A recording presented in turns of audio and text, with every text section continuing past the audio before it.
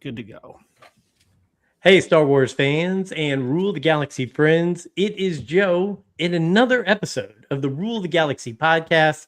Thank you so much for joining us. Thanks for being a part of the first 382 episodes. This is chapter 383 of the Rule the Galaxy podcast. You can follow us on all social media.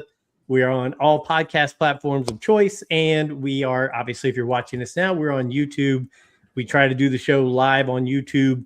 We appreciate any likes, subscribes, everything like that. Tonight is going to be a fun show. Last week was a little hectic, a little crazy with the holiday, with the race here in Indianapolis. Not a local podcast, as my son would say. But yeah, with all that going on and all of our families going in different directions, we didn't get to catch up and talk about Mando and other things. So we're glad to have you back. We're glad to be back together. Right now, I do know that D-Doc and myself are here. Alfie cannot make it this evening, and we'll wait and see if Mr. Brent Dykman shows up. But we've got some great guests here in chapter 383 of the Rule of the Galaxy podcast. But I want to turn it over and say hey to my good friend from Philly, D-Doc. How you doing, brother? I'm doing good. Busy day. Eyes twitching a little bit. I'm tired, but I'm excited to talk a little Star Wars. It's I've been itching to talk Mando and Grogu, so it's an exciting show tonight. I said to my little guy who has homework that he kind of like deceived me on that he was supposed to be doing earlier. I was like, do you have anything you want to say about the movie? So I got a little snippet from him of what he wanted to say about it. But yeah, I'm excited. Well, good. Excited to do a show tonight. Your video was great with you and your son surprising him. I'm so glad you did that. And so, yeah, definitely want to hear what some of his thoughts were about. Oh, we got an alternate account for Dr. Squatch. Oh, wow. Okay. That's odd. Alternate account for Dr. Squatch. Yeah, that was great. My wife, I'm going to throw this in. We're not going to do all the Mando stuff right now, but I will say before I forget, my wife went the initial time we went to go see it. She went with me, Brent, and our good friend Tom Line, who does some shows with me from time to time. Her quotes are this: I like the movie. It was fun. But as a 53-year-old grandmother, I wouldn't be taking my young grandkids to go see it yet. A little too violent, a little too graphic for what she would want to see. Kids need a little violence. Come on. I was watching Return of the Jedi on VHS and Empire Strikes Back. Are you kidding me? The Cave on Dagobah. For a little kid at 4 years old rewinding a VHS tape, I think it's fine. No, yeah, that's some dark stuff. Yeah. That's okay. D-Doc will tell you about his, seeing Anakin burn with his son. That's another story for another time. But she did like it. She said she liked it better than Solo. She liked it better than Revenge of the Sith. See, as you can see, my wife is not into the darker, violent, whatever. She likes it to be the Phantom Menace a little bit, the Force Awakens a little bit. Those are her kind of things. Return of the Jedi with the Ewoks. That's her spiel. That's her side of things. But before I forgot, and since she's not in here, because I was going to have her come in and do this, but with us having guests, I didn't want to make her do that. So yeah, so that was her 2 points on it. She was like, it's good, it's fine. She loved Grogu. She loved the Babu Freaks, the Anzellans. She thought the comedy and the humor was great. She loved all that. But yeah, she said, a lot of knife fighting, a lot of monsters fighting. She's like, okay, thank you. It'd be our love. Hey, amen. I'll say that to you right there. So yes, but D-Doc, you and I can talk all night, but really tonight, I'd rather just be a host and sit back, because I think we've got two gentlemen with us who can bring their A game and bring a lot to the table for us. And we'll start with somebody who we met at random at the Mando showing 25-minute show back on May the 4th. And, I know him as PopStarIndy on Instagram, but Ross, welcome to the show. And you're also part of Fantha Tracks, which is great because we're great friends with the Fantha Tracks people. So welcome to the show. Yeah, Joe, Dave, thank you so much. Will, incredible to get to meet you and learn more about you as everything's going on as well. But this is what it's all about, right? It's that Star Wars found family and positivity and all those elements. So it is, I can't wait to talk about this. I've seen the film 4 times now, twice at our very nice IMAX theater downtown here in Indianapolis. So I am local, and that was the funny part of being at that Mando and Grogu thing where I'm wearing the Fantha Track shirt, and Joe jumps out of line to be like, "Hey, let me talk to you for a minute." So that was super fun. But that is just that's what you get going to Star Wars events. And like Will, imagining you and I my buddy Dan Zare from Coffee with Kenobi, like being on the red carpets and things like that. That's exciting, and getting to celebrate one another doing things as well. So thank you guys for having me, and looking forward to all the chatter. Yeah, we're glad to hear you're here. And it's funny, also in that line, my uncle Matt, who's done a show with us, and we showed off his museum that he has here in Indianapolis, part of the Indiana collectors group, the Star Wars collectors group. They were there, and a couple of them, I had just bought items from them a week or two before at some events we were at, and great people. So yeah, it's a small community, even though it's across the world. We have these little touch points where we're making friends like this. So I'm glad you're here, and I'm glad the connections we have. The next one, we're gonna throw it out there. This guy, you've been taking it by storm, Will. I tell you what, I can't flip on any of my social media platforms without seeing you buzzing around something Star Wars related. So we're really glad to have you. And we're glad that, one, you met my son, and then two, that you chimed in with a show of ours recently and made a contact with us. So Will of the Force, welcome to the show. How you doing, man? I'm good. I appreciate you guys. I've actually been a listener for you guys for quite some time now. I've been subbed. I've been subbed for a while on YouTube. So I'm a first-time guest, long-time listener, I guess. This is fun. I'm super stoked to be here. I have seen Mando and Grogu 2.25 times because I saw it twice, and then I was also at the IMAX fan thing that they did on May 4th. So I've seen it not as many times as I'd like to. I'm still itching for that third time seeing it full. But I cannot wait to talk about it. This movie is interesting in a lot of ways that I was not expecting it to be. And I think that's what, the more I sit with it, makes me love it more. So I can't wait. And I'm stoked to be here. So thank you guys for having me. Well, thanks. Well, everybody knows a little bit about me and D-Doc. So before we get into it, let's, if you don't mind, let's kind of rewind. And I'll start back with you, Ross. Your Star Wars fandom, kind of a Cliff Notes version, and what brought you to where you are in the Star Wars world. And obviously you mentioned Coffee with Kenobi and Fantha Tracks. What got you from 1977 to here, right? Like what made your Star Wars fandom tick, and what are you doing in the Star Wars community right now? Yeah, I mean, it's basically always been a part of my life. I'm in my low 50s right now. Welcome to the club. Yes. Yeah. So I don't know that I always come across that. People think younger. I'm just like, no, I'm just incredibly immature. So that's how that typically works.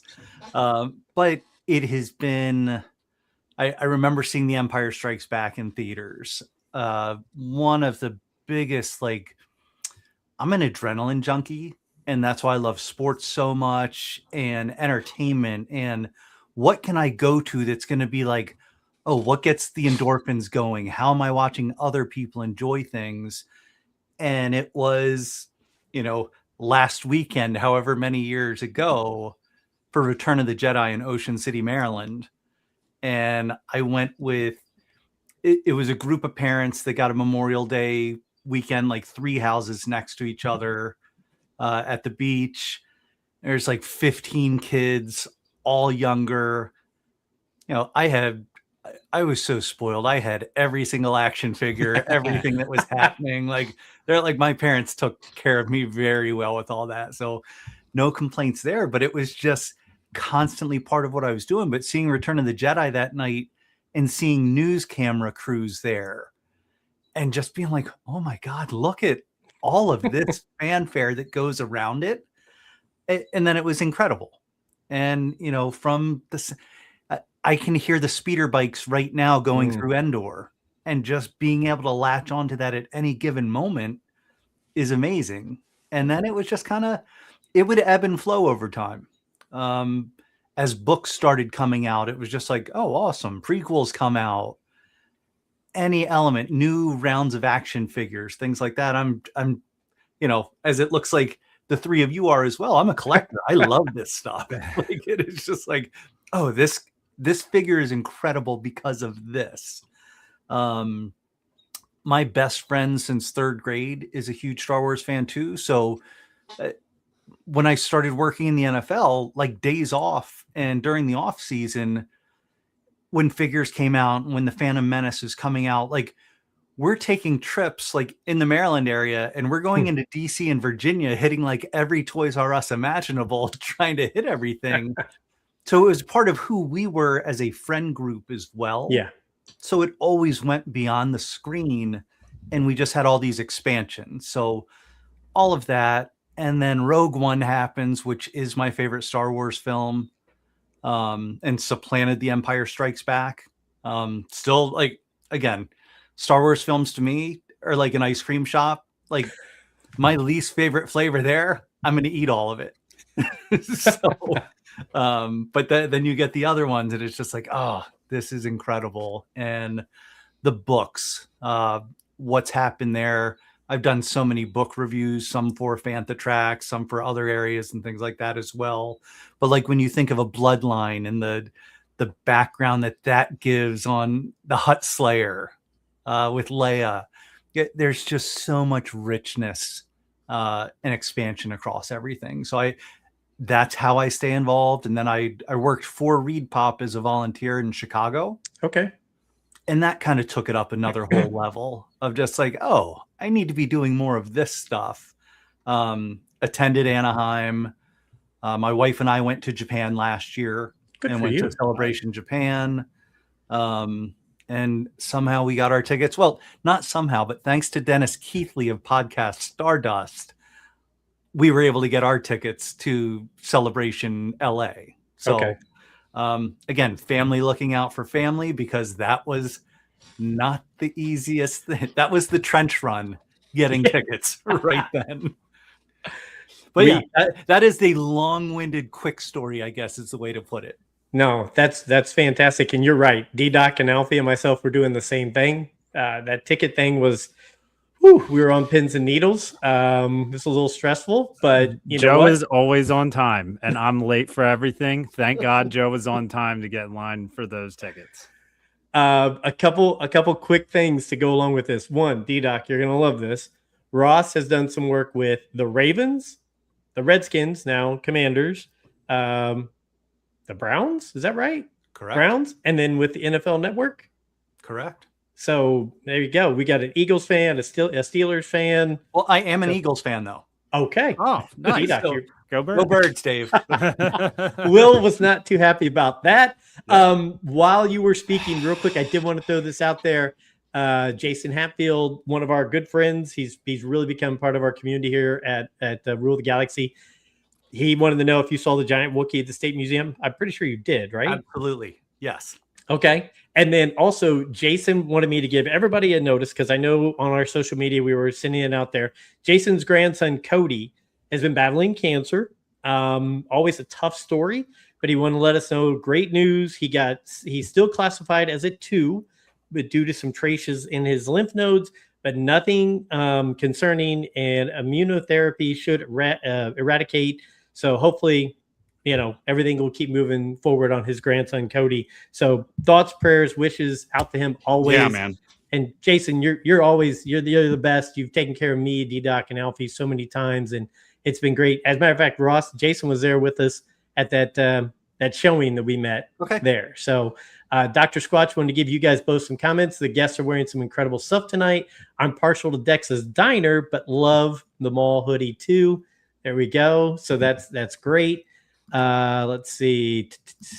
Oh, and there's Jason. Thanks, Joe. You're welcome, Jason. So, so wanted to throw that out there and get going on that.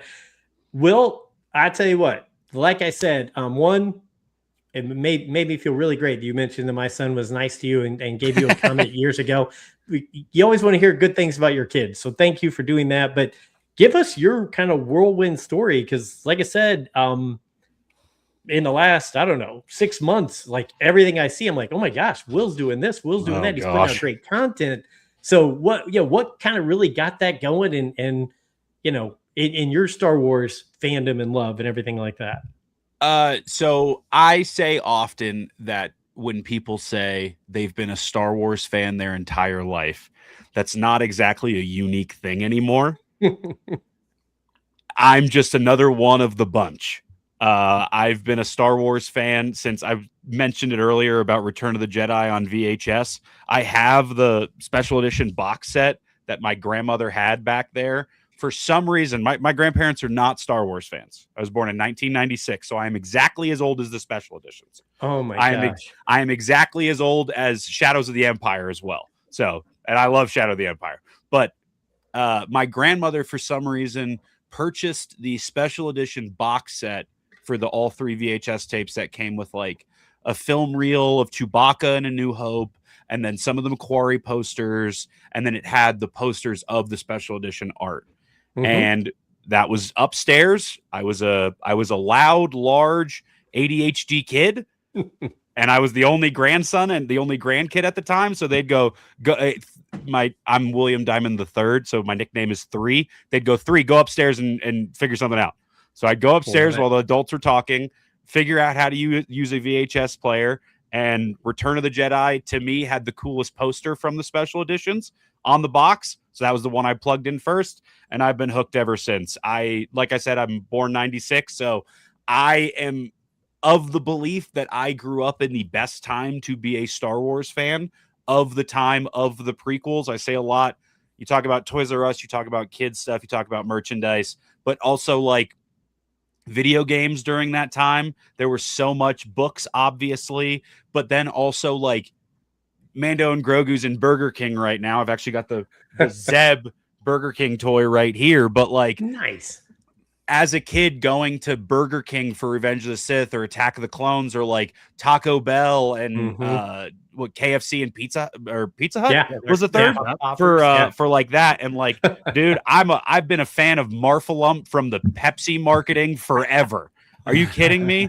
Like Marfalump. But going to see all of that stuff as a kid, but also like the OT was also celebrated during that time of the prequels. It just made me a fan of everything that was going on for those movies. And then I'm a nerd. So when I find one thing that I like, I want to know everything about it. And then I also, in that box set, got to watch the behind the scenes stuff. That's why I went to film school. That's why I talk about this stuff on the internet. I have been bred for this since a very young age. And growing up as a big nerd, I'm a big sports guy as well. So I was always talking to other people about sports. Not really a lot of times. Star Wars wasn't necessarily the coolest thing when you were a kid, and neither was comic books, which is like the other half of my room right here in this office. But loving that stuff as much as I have, it got to a point where after my wife and I got married, I was like, look, I can either keep talking her ear off. And my parents, who are already just like, look, Star Wars is on FX. You can turn it on. We already know a lot about upstairs. it. It's been my whole life. I was like, I can either keep talking to my wife about this and yelling at the wall about Star Wars, or get on the internet and talk about it. And 4 years ago, right about before Ahsoka season 1 came out, I was like, maybe I'll try this, because I worked in social media and did some other stuff, but never really like the niche of Star Wars, although I've been a fan for my whole life. And then, over the last 4 years, I've just been yapping about Star Wars on the internet and finding cool people like yourselves to yap about it with. So that's kind of my whole MO. Love it. That's fantastic. I appreciate it. D-Doc. I do have to say, I understand we have 2 out of 4 of us who are Eagles fans. My grandfather played for the Steelers. No way. Awesome. But I'm a Giants fan. So sorry. Sorry.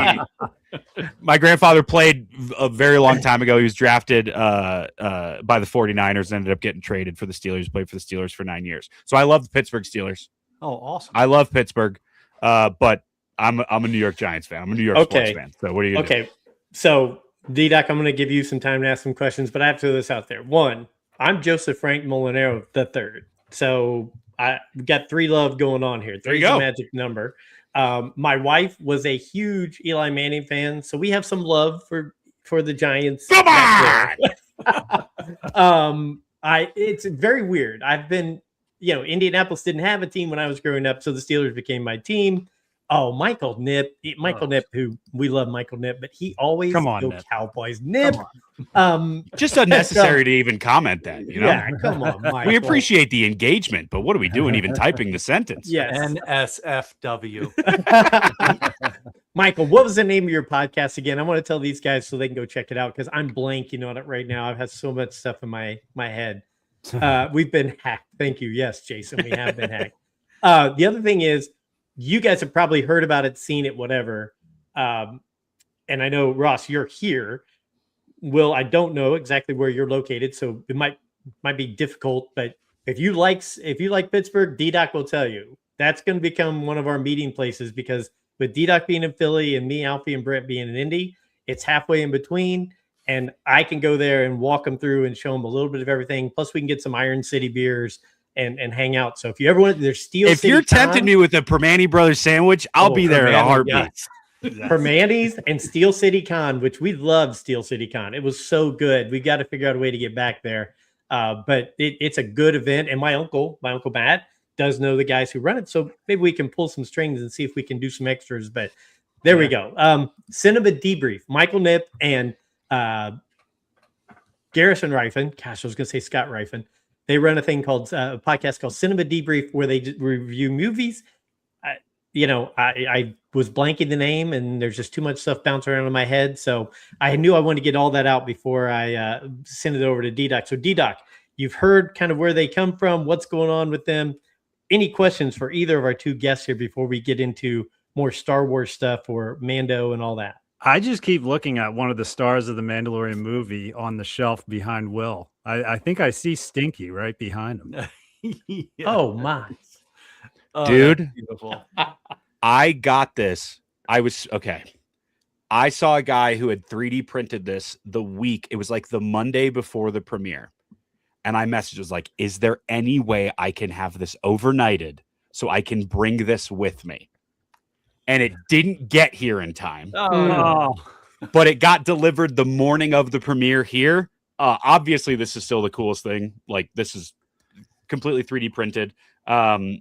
It's extremely cool. But yeah, my goal was to bring this and be like, Favreau! And then like just hold it up, like Lion King it to him and have him sign it. But I'm still like, as a huge fan of the Clone Wars, knowing that this made it from the Clone Wars all the way to a live action Star Wars movie is insane. And knowing that Rada was a way bigger part of this movie than I think anybody thought he was going to be. Oh, yeah.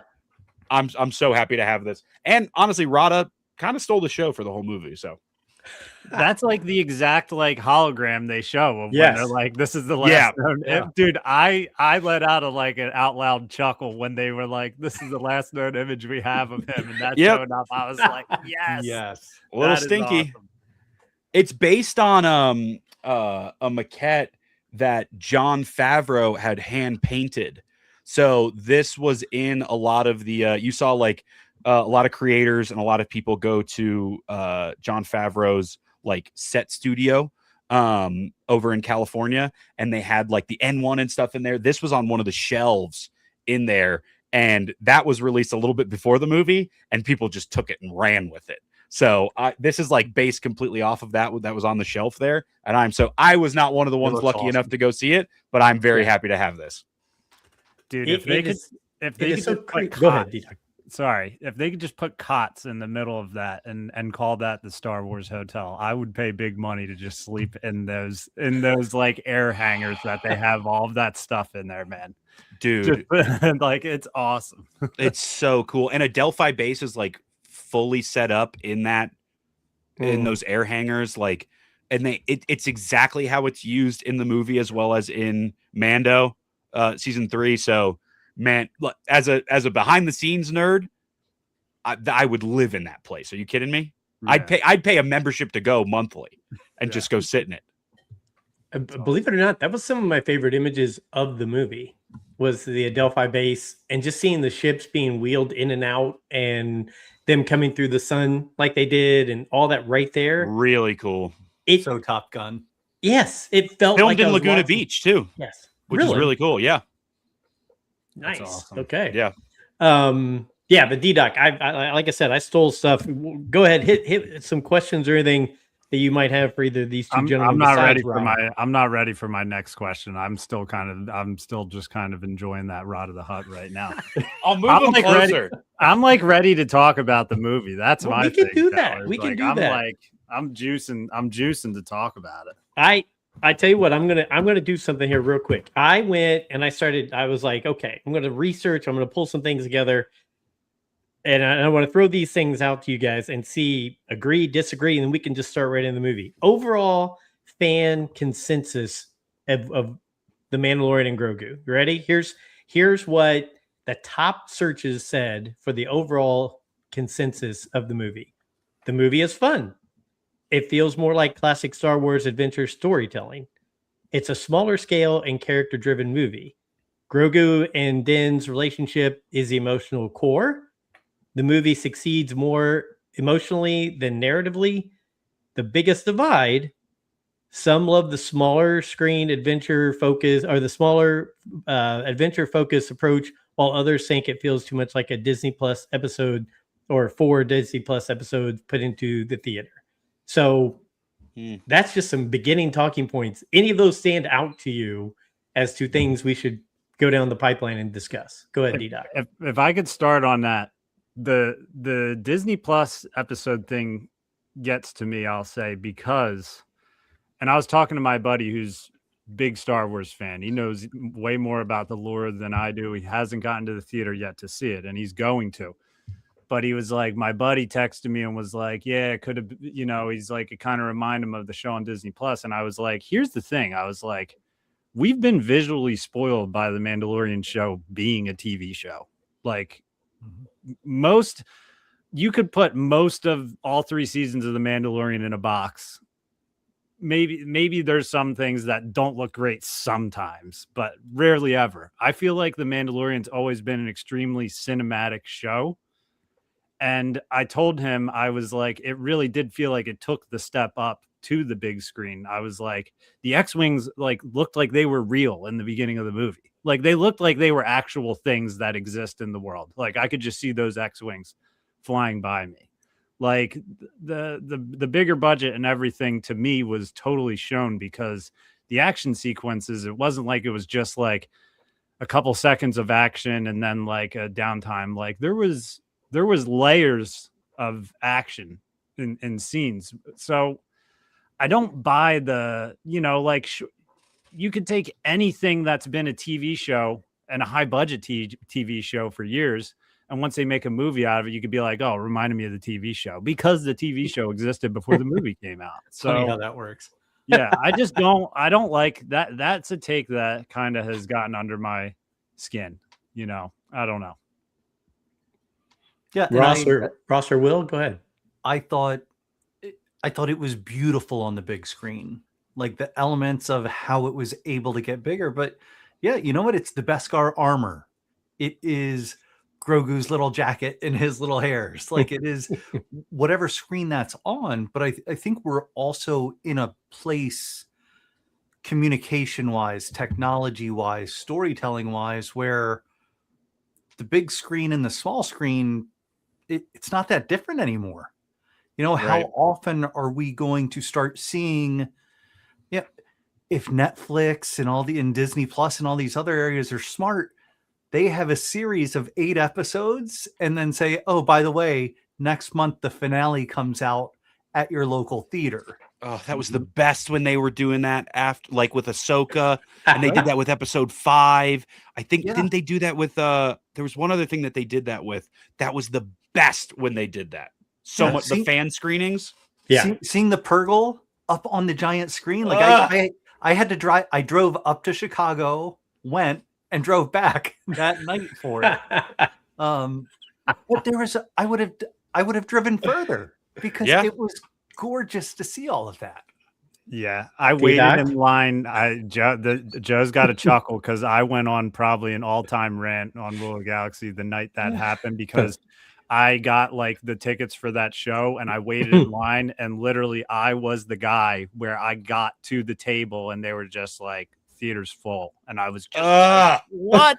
I'm here. I'm the last one. There's not one more seat.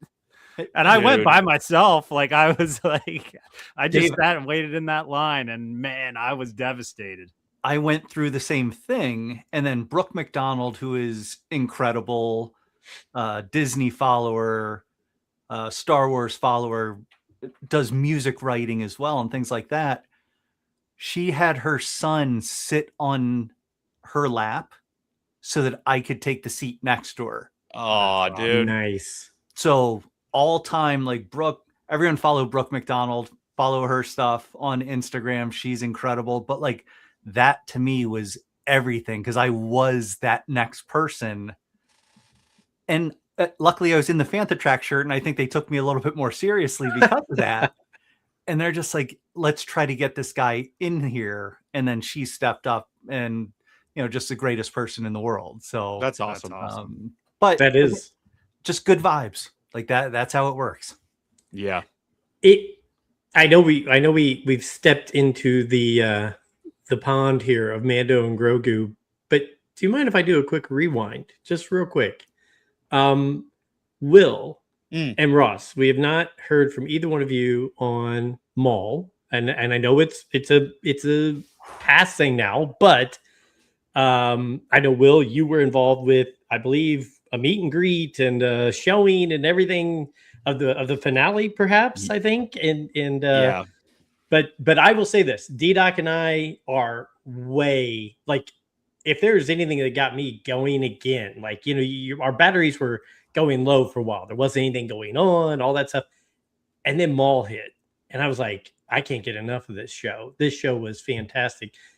And that's a gorgeous Funko Pop right there. But if you guys want to take a quick, just a couple minutes, talk about any of your thoughts of Maul, and then we'll give us a little bit of the red carpet thing, and then we'll hop right back into Mando. I didn't want to forget it and get to the end and go, oh, by the way, we were supposed to talk about Maul.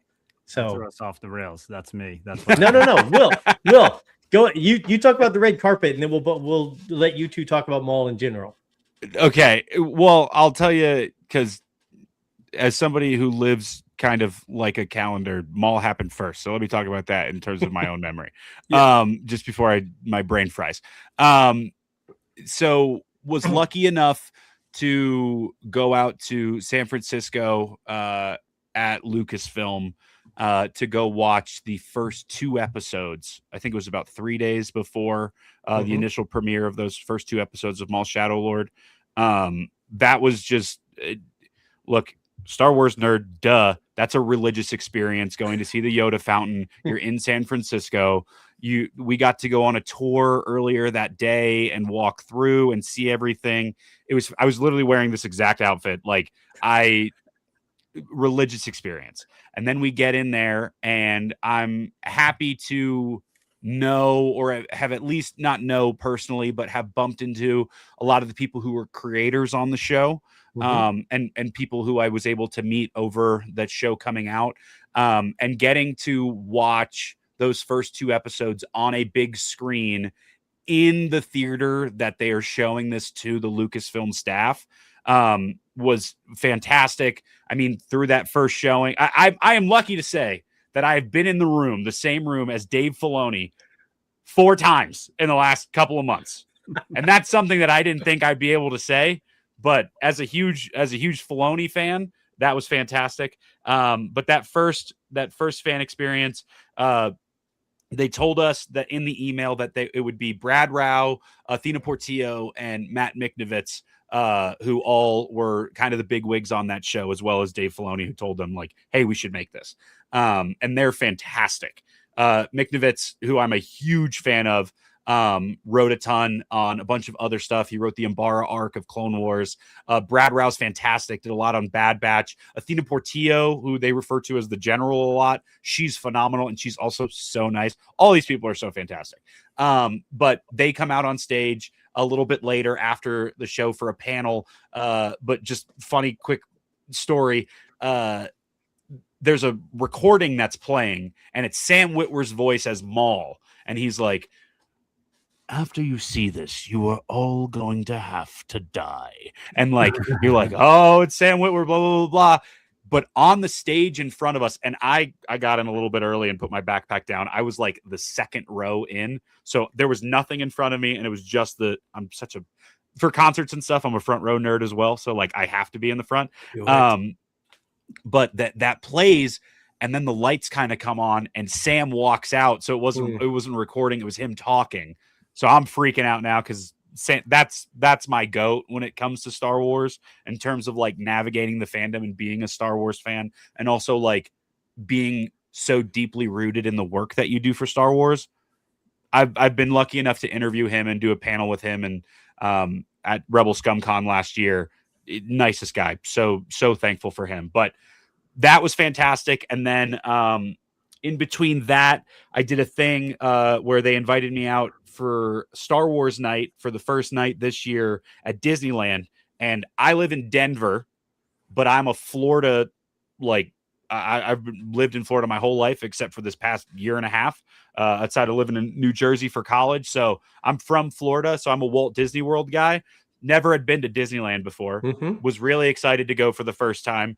And then also it was Star Wars night, which I had never been to either. So that was fantastic. And they did an event with Sam where he came out and talked a little bit about the show. So that was really cool. And then they did the finale event, which had come out the day of the premiere for the 2 final episodes with, spoiler alert, Darth Vader. But so truthfully, me and my 2 buddies, Luke's Outpost, and Grayson, my co-host on Determined Focus at Mortis FM, we stayed up because we all stayed at Luke's place, and we watched it way earlier than go. We were like, we're not waiting to see it. We got to see this right now. So we ended up watching it, and then we got to go and do the event, which was fantastic. Bump into David Collins. We talked a little bit to Brad Rau and Matt Miknovitz afterwards because they all stayed and they were talking to fans. But we talked to, I'm a big fan of, in the first episode, I did a video a while back. Chicken Parm is now canon in Star Wars thanks to Maul Shadow Lord. So I, as a half Italian, half Polish guy, I was freaking out. I was like, that's the best cheese has ever looked in animation. So I did a video about that, and I guess it got around to Miknovitz at Lucasfilm, and I go up and I'm like, hey man, I just want you to know. I was like, these episodes were fantastic. I give it like a 9 out of 10 though. I'd be a 10 out of 10 if there was more chicken parm. And he goes, you're the chicken parm guy. So for some of the corridors within Lucasfilm, if I'm the chicken parm guy, that's all I need in my life. But it was a great event. David Collins, I'm such a fan of him. And outside of obviously his work throughout all of Star Wars with animation and everything he's done sonically within Star Wars, such a fan of him he's hosted celebration stages for a very long time and done interviews for a very long time. And as somebody who's always wanted to do that and saw him as a lighthouse for that, getting to talk to him and him being so generous with his time of talking to me has been fantastic. David Collins is the best. I'm such a fan. RIP Spybot, RIP Spybot, because that was a bummer to see. But I love Maul Shadow Lord. It's very rare that you get something that's exactly what you wanted out of a project. And Maul Shadow Lord was that for me. And I don't say that to say that I expected everything to happen in the show.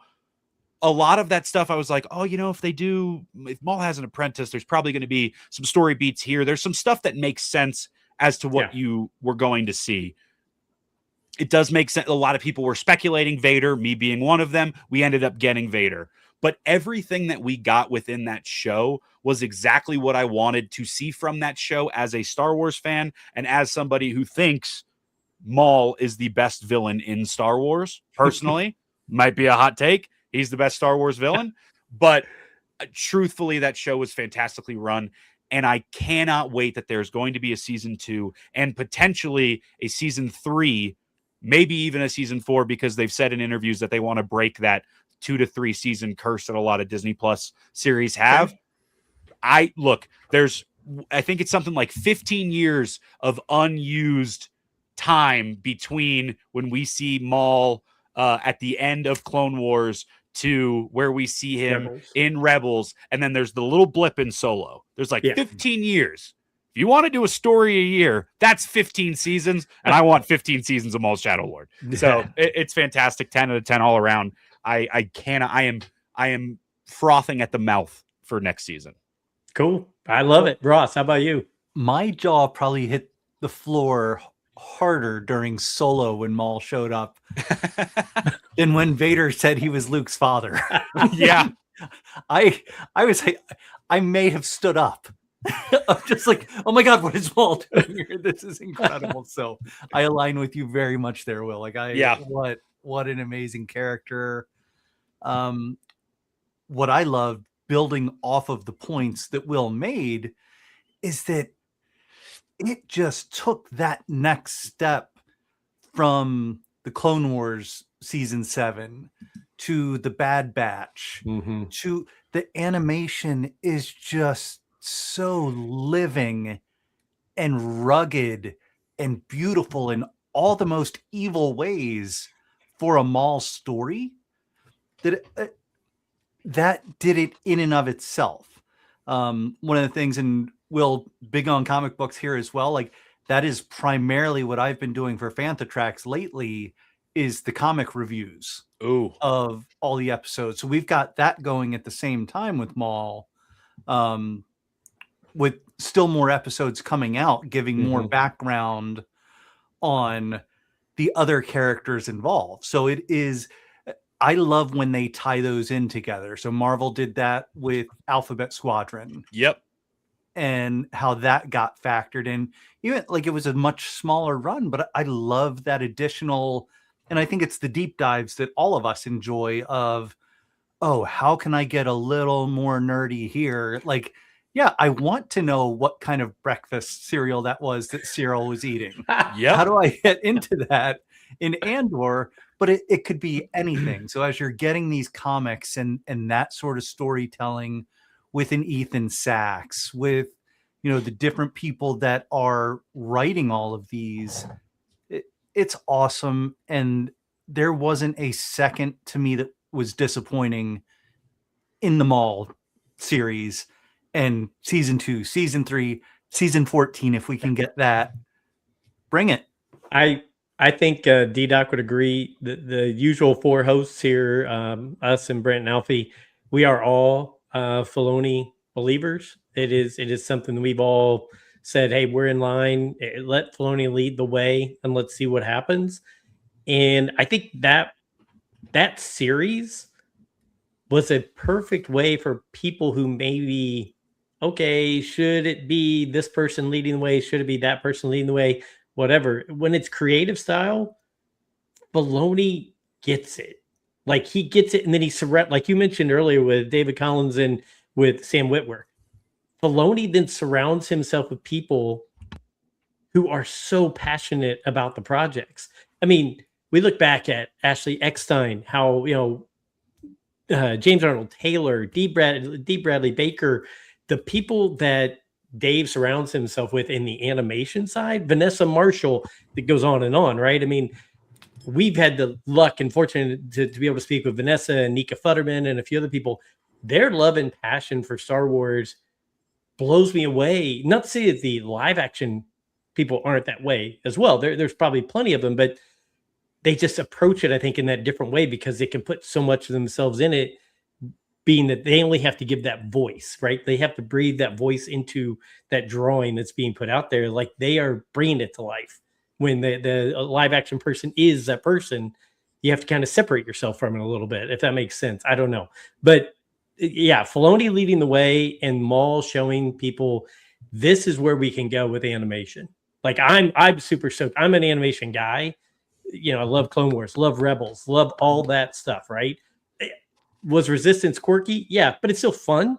Brent loves it. When Brent comes on, he'll tell you how much he loves it. But just animation to me feels like you can just build so much that maybe you can't get done in live action. And so that's why I'm glad Filoni's in there, because I don't think he'll let that die, right? He'll make it just as important or just as valuable or rich as the live action stuff. So Yeah, he brings that animation DNA into live action, and you can see that. yep. Yeah. He's the best. Sorry, we got Dr. Squatch. Can't help but think that Star Wars animation is superior to live action right now. Shadow Lord was awesome. I mean, and I really enjoyed Mandalorian and Grogu, which we're getting ready to talk about. But I tell you what, until we're selling out theaters and breaking records and blowing people away, animation is killing it right now. I mean, it just is. Jason Hatfield, when are we going to get Indy 500 recap? Just kidding. I have to sign off for the night. It's been a long week. Jason, I get it. Between the 500, which is kind of his religious experience, and his grandson, he's had a crazy week. So, Jason, thanks for being a part of it. But yeah, so I'm glad you guys did that. D-Doc, would you agree? Maul, I mean, before we hop full into Mandalorian, Maul is just, right now, it's top tier of what we're doing with Star Wars animation. I agree on every aspect of that. And it's like anytime we've had any of the voice actors or actresses that you mentioned, like on our show, it never feels like you're going to ask them a question and you don't want to like stump them on anything, because they know Star Wars. It's like they're just like another Star Wars nerd on the podcast with you. Like a lot of the people that do this voice acting and everything, they love it. So it's like when you have people who are passionate about it, who love it, which I'm feeling those vibes from Star Wars in general right now, you get good products. So, you know, I'm pumped. I'm pumped. Yep. I think we got good things coming our way. Me too. We're going to hop into Mando full. And hey, I think Brent Dykman's showing up here. So while he's doing that, D-Doc, did you have the snippet from your son, from his review? I'll bring it up actually. Okay. Yeah. Here's Brent. Oh, I Hi, screwed Brent. up our screen a little bit. Hi. But... Sorry, man. Summer You're okay. happens. And summer and life happens, and yeah, I just had to do some stuff. So That's okay. D-Doc's trying to pull up real quick little David's review real quick for us. yeah. So where are we at in the episode? What have we talked about? We've talked a little bit about everything. We're getting ready to dive in deep to Mando. Getting ready to dive in deep into Mando. Why? So just Why? it's a terrible movie. It's like it's just it pans at the box office. It's not worth anything. So why do we even sit and talk about this show anymore? This is Brent being sarcastic, by the way. This is our weekly dose of Brent bringing everybody down just so he can build us back up. I don't know about building it back up, but I'm just so tired. It's just so tiring. Joe, I didn't record any of David's review tonight. So Okay. he told me about it, if that's what you mean. I thought you yeah. meant the video of me surprising him to take him, but Oh no. I apologize. I thought maybe you had recorded when you had said something earlier. What did he think? dude, let me talk about that video real quick though, because I just posted it because I'm like weird. I don't post a lot of stuff with my kids online, like even on like the Dave Doc DIY stuff. I really don't post like stories of like the kids a lot and everything. I don't know. I just feel weird sometimes with it. So posting that video on TikTok and seeing it really like it's got like 60,000 views.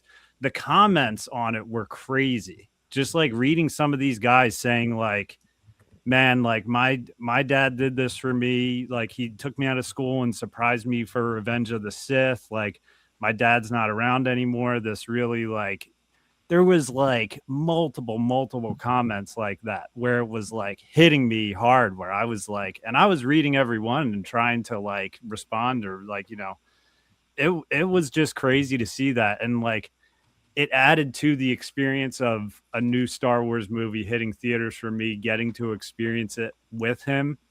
Cause I don't know. It was like the comments just hit on a different level. So a lot of them made me sad and happy at the same time, because people were saying like, you know, he's not going to forget this. Like you might not realize that, but, and if you guys didn't know, I took my kid out of school and told me I had a dentist appointment on Thursday, and I was just like, we're going to the Mandalorian right now. He was like, what? What? You My like, sister doesn't have a dentist appointment also? dude, I did get some comments saying, why didn't you take your daughter? And that's like, I showed her the preview of it on Disney Plus. I'm like, Harps, I was like, it looks like it's good. It's going to be okay for you. She was like, that snake scares me. I don't want to see it. So all she needed was that snake. And, because I was like, she's going to be upset when she finds out that I did that. But it's like, I gave her multiple opportunities.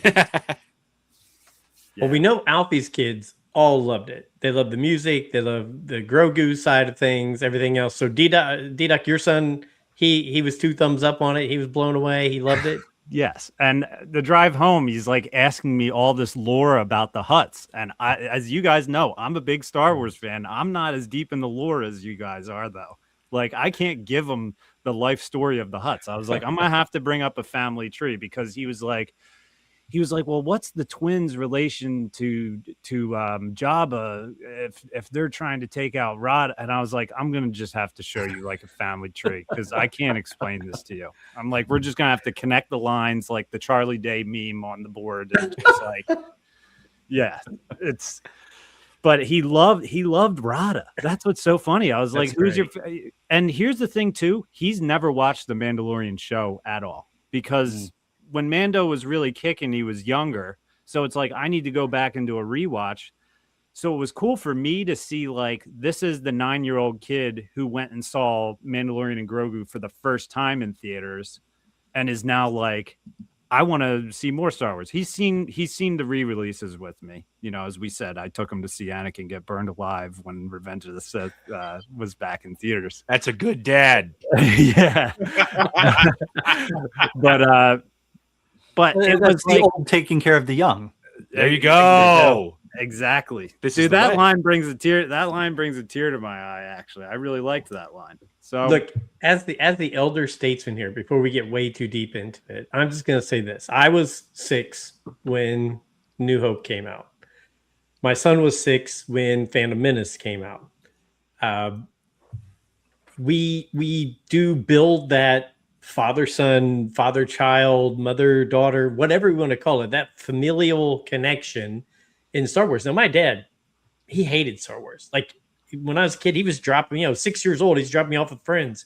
Like, go watch a movie. I'm going to go smoke some Pall Malls in a station wagon. It was a different time then. I think Brent would agree with me, and Ross, you would too. I mean, if we did that to our kids today, we get Child Protective Services on us in a minute. But so that family thing passes down, and now being in my 50s and just being able to go back into a theater and watch a Star Wars movie. I know it wasn't the, trilogy, and it wasn't a Skywalker movie and all that stuff, but there's still that great energy inside of you saying, I'm going into a theater and the lights are going to go dim and you're going to see the Lucasfilm thing up there on the screen, and it just gets you lit up again. And that's what it did for me. I had a lot of fun with it. Brent and I were sitting right there next to each other at that showing on last Thursday. Yeah, so I mean, for me, I was just excited to see Star Wars back in the theater again. And I think from everybody I've talked to who has kids that have seen it, kids are really enjoying this movie. Yes, they might get scared of the snake. Yes, I get it. I'm not going to take my 3-year-old grandson to it yet. Will, don't tell me, because I would. Wait till he's 4. But overall, had a lot of fun. Was it perfect? No. But I mean, how many films have we seen recently that are perfect, right? It's few and far between. This was a fun movie that you can take most kids to at a certain age, 4 or older, and just have fun. And like you said, your son's asking you questions. Alfie, who's not here, said his 6-year-old and his senior in high school were loving it, and they also love the music from it. So all those things tell me that we all have our different entry points. We always talk about it here on this show. There is a whole group of people that this is their entry point into Star Wars at a theater, and I'm really excited because it was a fun movie, and so I'm looking forward to seeing where it goes. And honestly, I can't wait till Starfighter next year, but that's for next year to talk about. So Brent, booking us now? What you're doing? what's that? Are you booking us for that episode now? We can. We Let's do can. it. Yes. Yes. Will, Ross, Brent, bring it. Tell us your ups, your downs, what got you, what didn't get you. The floor is wide open. I mean, we have lots to talk about in there. And look, it was just a fun movie. So you guys go. Let's hear what you got. I don't Will, care. you're the headliner. I'm the opening act. So you can. I don't know about you can go that. ahead there. Oh, You my brought the crowd. goodness. Oh You my brought the crowd. goodness.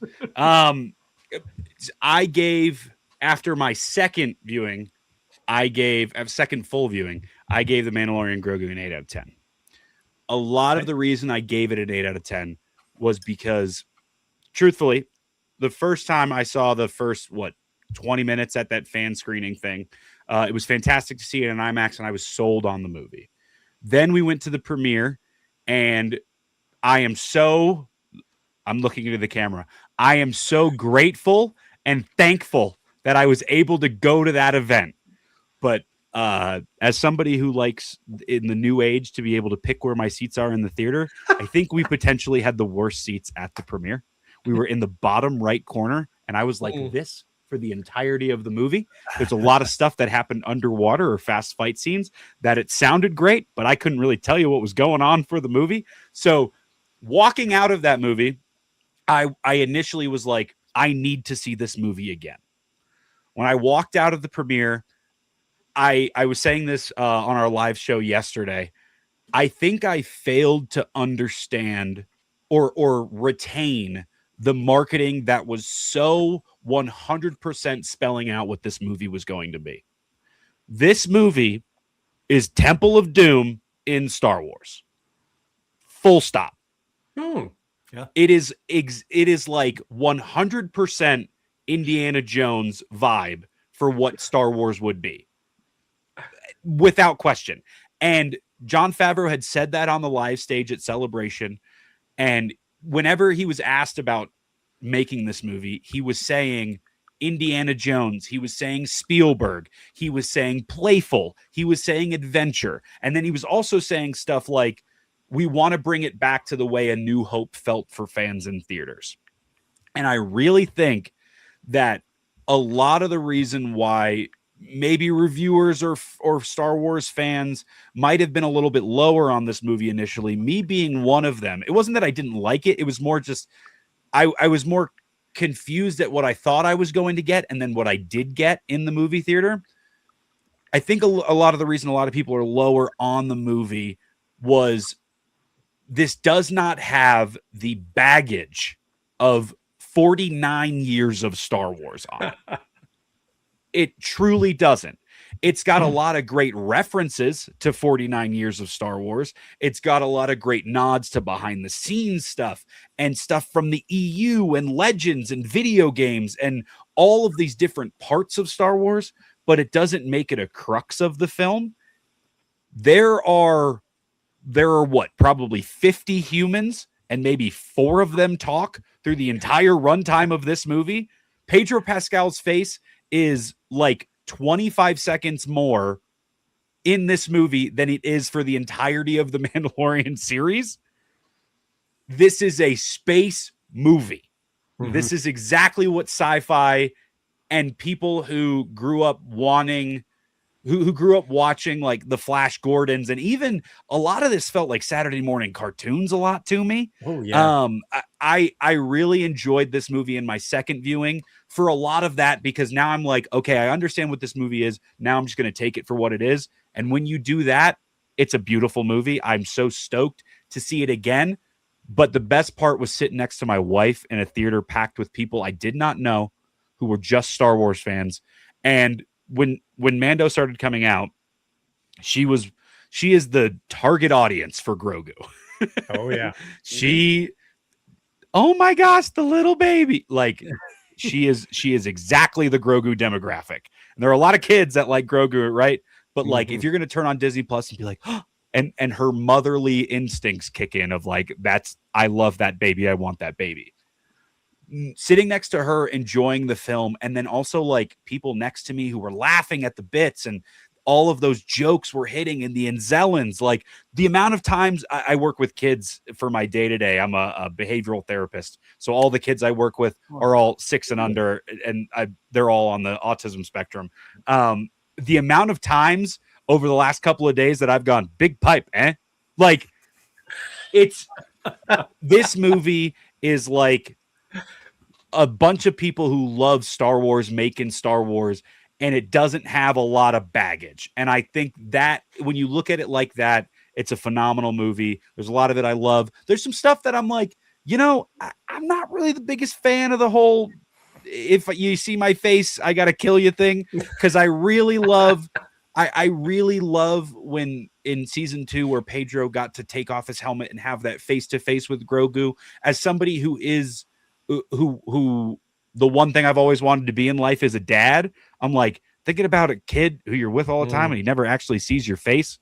Like Brendan Wayne and Lateef Crowder do a phenomenal job with all the acting underneath the helmet, but you still like to see the guy's face every once in a while. So there's some stuff like that I'm like, if I had to change, I would. But this is definitely a movie that I'm going to throw on a lot and just kind of have on in the background. It's like a fun thing. I also think that this movie is, if you have never seen The Mandalorian and Grogu, this is exactly what they wanted to do. And you could honestly watch this before 1 through 3, even though it takes place canonically after in the timeline. That if you were like, hey, I'm thinking about Star Wars, or hey, what's that Mandalorian series on Disney Plus? Go see this movie. If you like it, you're going to really love the series. If you don't, there's some other Star Wars stuff that I'll push you over to if you're a fan. But like I said, 8 out of 10. I had a great time in the theater, and I can't wait to see it a third time. Well, Ross, you followed up, and then Brent, you're the cleanup hitter. Yeah, and I think if it was grade-wise, my wife asked me, and her gateway drug was Grogu as well. So that's how and now we're in Japan together going to a celebration. Love it. It's just like awesome. And she will only do 1 day of a celebration, but she appreciates it and enjoys it. But it was Grogu as that gateway drug. And she turned to me, she's like, give me your grade. And she gave it an 8 or an 8.5 immediately. And I think after first viewing, kind of relative, I think, to a lot of deeper fans, I was like, you know what? I'm going to go 7.5. Yep. After the first viewing. After 4, I'm up to 8. I'm also trying to protect my 10 for Rogue One and The Empire Strikes Back. Because I work in higher ed. You can't give everyone an A all the time, or grades don't matter. So it is, some of that is just like, okay, am I overthinking this? The main grade or the main piece that I take out of it is having sore cheeks after walking out, because I'm just smiling. Yeah. And I'm catching myself in the theater. 2 of the times I just went by myself, I had to take vacation days this week or I was going to lose it. So I'm just like, I don't have anything to do. I have a theater 5 minutes away where the matinee costs $6.80. 2 days in a row, I went and just watched it by myself and caught myself sitting there just feeling like, yeah, dude. Like with the big smile, just enjoying what they did. And I've heard some people say like, oh, incredible action up front, and then it closes with it, but there's this lull in the middle. But to me, that lull is Grogu coming of age. So talking about Spielberg, talking about those movies, having the water slide like it's straight out of Goonies coming through. That was that 80s moment, like the Grogu montage in there. And then the beautiful element of him, what he learned from Luke and his meditation. He's finding space. He's in the most traumatic experience possible and thinking he may lose his dad, but he's going back to the Force to help ground himself as he does these things before he gives Din a concussion because he made the little cave too small. So I can't say enough good stuff. Obviously, Ludwig Göransson makes everything he touches better. He could have 2 spoons and he would make the most incredible soundtrack on something. So the visits to different planets, all the different elements. I think I'm with most of you on here. I loved it. I'll be seeing it the 5th time sometime soon because I won't be able to see it enough in the theater before it goes away. Yeah. And then Yep. you don't have it on that big Yeah. screen until some special release at some point again. That's beautiful. Hey, we've had 2 comments by VPEJ8508. Mando and Grogu was great. Theater was full of all ages from old to young. Great paced action and the dragon snake and the walkers. And Grogu building the mud hut for his dad was adorable. I agree with you. Thank you for joining us tonight, VPEJ. I'm not going to say all that or I'll trip over my tongue. Brent, you and I got to see it on that first day. We have not heard some words or feedback from you. And I know sarcastically you said, oh, it was a bummer movie, blah, blah, blah. But you've always told me, I want something new. I want to be entertained. It doesn't all have to be the end of the universe kind of Star Wars movie. It can be a small, contained story. How did you feel watching it and walking out of there? So a lot of the reaction that I have and what you heard when I came on, I am just tired of people that are so self-important and think that they are these movie critics and that they can make a movie better than anybody else when they've never made a movie before. And it would probably fall on the face if they tried to make a movie, but yet they feel self-important to tell you how to make the movie and how to make it better. Second, I'm also tired of people that go into things thinking that it has to match their version of what that is going to be. And if it doesn't match my version, it's shit. And it's tiring. Right? Like, so I'm in this space, right? I'm in this space of podcasting of where you do have to be analytical and talk about things. And it's just, people might say that all I want to do is I'm toxically positive about it. No, like, look at shit for what you enjoy, man. Like, it was fun. It was everything that I thought it was going to be. I never put any expectations on seeing, as you know, I've been told by a lot of people that I'm a Debbie Downer, that I'm That's because if you have expectations up here and it hits down here, and I have expectations here and it hits down here, I'm falling lower. I'm not losing all my crap. I'm usually on the high dive, Brent. You're always telling me to take a couple steps down. And I don't know how to dive either, so. So the movie, I think it was awesome. You guys have mentioned a couple of the things of like, I thought it was fun sitting next to Tom Line for a couple of reasons, because every time we saw something that reminded us of an 80s callback to something, we would lean over and like Top Gun, right? Like, because when they come flying in, they need to play Danger Zone to that. That's Top Gun. Then like they do the Rambo montage when Grogu's arm went like he's like Rambo. And like we just died laughing with each of the different like scenes that and there's probably like 8 of them, and I can't remember all of them, but I remember Rambo, I remember Top Gun. That was fun. I will say that I do think that there were pacing for me. Action was fantastic, but there was longer pieces of lull between the action that just didn't work for this guy. But I'm going to say, am I going to say that that's terrible and a terrible movie? No. I mean, it worked for everybody. It's not necessarily meant for me. It's meant for me to be entertained. It's meant for me to be transported to another land, a galaxy far, far away. And it's meant for me to escape the reality of my life and my current situation and think about living and existing in that world. Did it do that? 100%. Right? Is it perfect? No. 7.5, 8. But this is something that I've said about like D-Doc and I've talked about it. If I was watching that at home, it's probably a 5 or a 6 if I'm watching it at home, just because like watching it in a theater with people in that environment makes it better. Like it gives it another grade and a half. Like there's something about that environment that makes it great, but it's expensive as hell. I think Alfie put in our text chain, he's got a family of 5. He had a family of 5 to take the entire family, who was all Star Wars fans, because Alfie is a Star Wars fan and has passed that on to everybody. $160 in just tickets. No, tickets, sodas, and popcorns. Oh, sorry. I thought that was the concessions. No, it was 20 or so, 18 a ticket, so times 5. Yeah, and then 2 sodas, a slushie, and 2 popcorns. Came out to like $160. The icy itself is $10. So Yeah. So like, okay, so to go back to the movie, right? So it's just expensive. To go back to the movie, I loved seeing Zeb.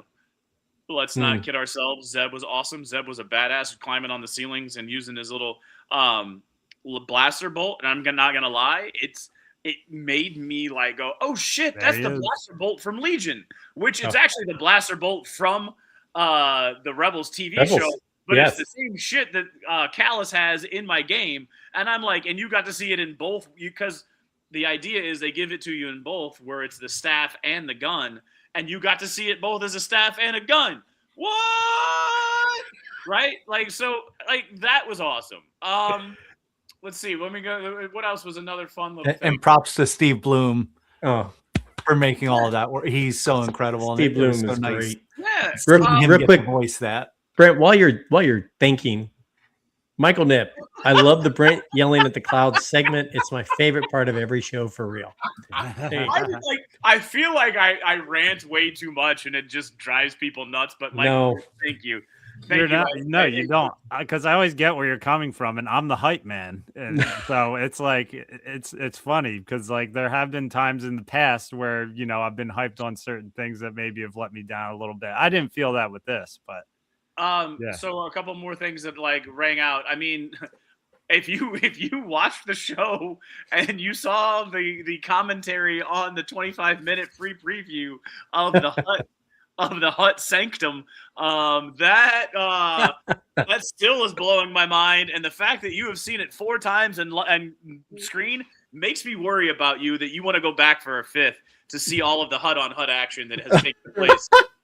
I think they're just keeping each other warm, Brent. Yeah, they're just sleeping. They're just sleeping. Right. Sure. Little Snuggling. Doc. I don't know about that first trio. Oh.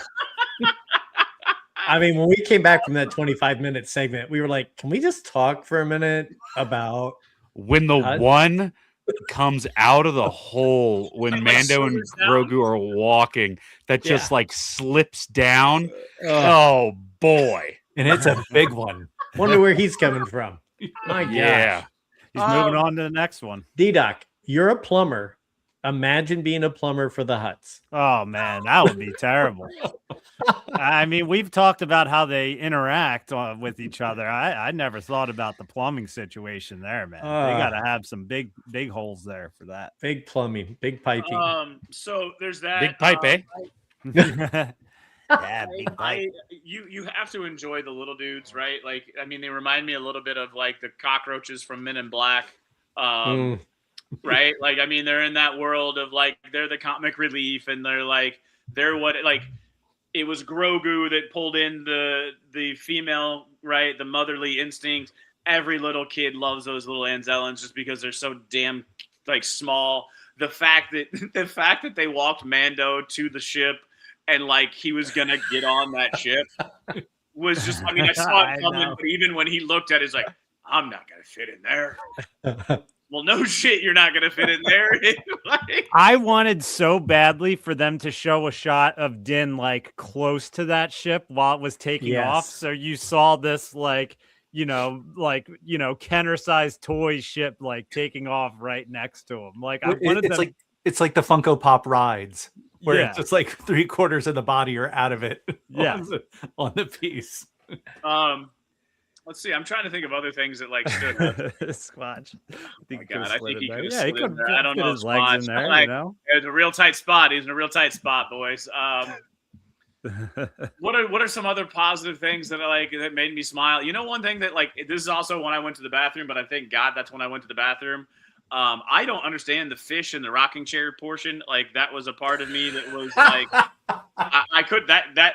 If you want to talk about something that could have hit the cutting room floor, I think that could have hit the cutting room floor. But I think there was a part of it that, like, if you watched it you could probably tell me that was needed for Grogu's growth, right? right? So like, and I missed part of that, but at the same time, I was like, oh, this is a perfect time because this just does not seem what's funny is I hear you talking about growth, but then on my social media feeds for the first week after the movie, there's no plot, right? Somebody said somebody's comment, and I'm sorry, I'm shouting at the clouds again. Somebody's comment was there's no plot to this movie, and that stopped it. And I said, seriously? I went online and it said a plot is a series of a segment of unrelated events strung together to tell the story. I said, there's no plot. That movie was clearly a series of independent segments thrown together to tell a story. There was a plot, which is where I get into it's not the plot you wanted, so therefore there was no plot. And that's what I get sick of, right? We all are these... Talk about the positive things. So the other thing, too, and I'm going to throw this out there, I think you guys have I'll let you guys react to this, too. I said this after the movie, and the more that I think about the movie, the more I believe it.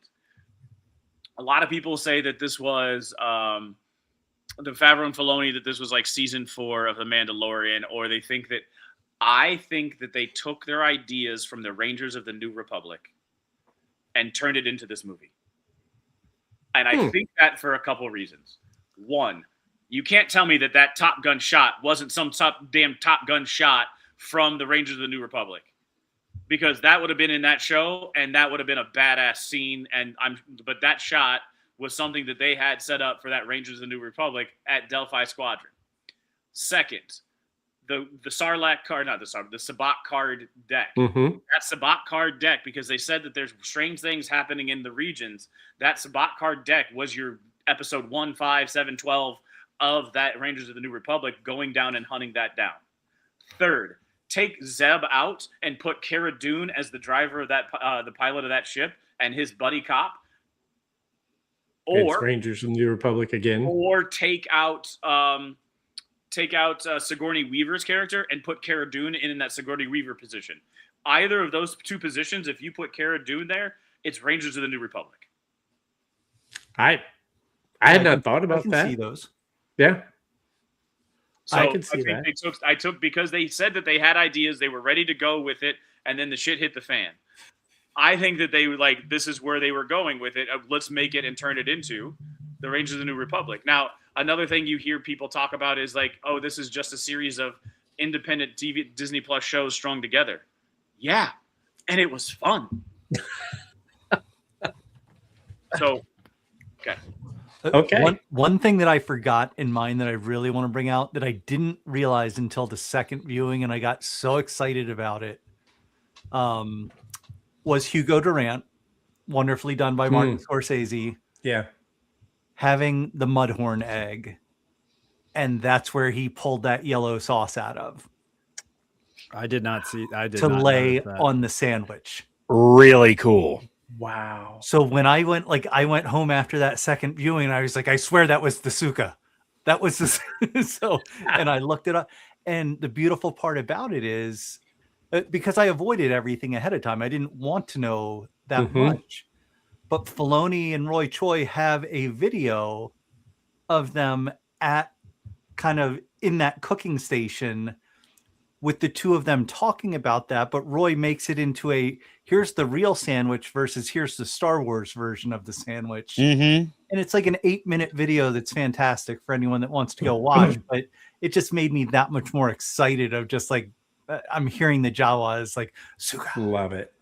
I wonder if they serve chicken parm there. I tell you what, if anybody's going to make a mean chicken parm, it might be Scorsese in Star Wars. Yeah. He's got a nice chef that probably makes a mean chicken parm. You'd think.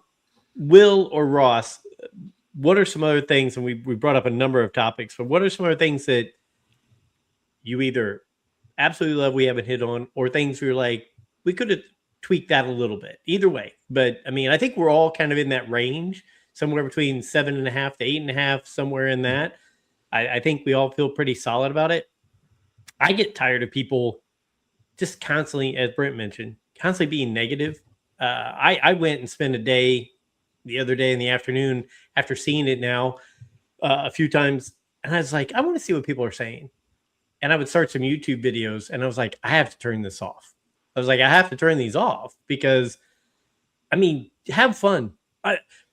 It's politics, Star Wars, and a few other things that people just can't let themselves live a life and have fun, right? It's like, I want to be the first one to talk bad about this.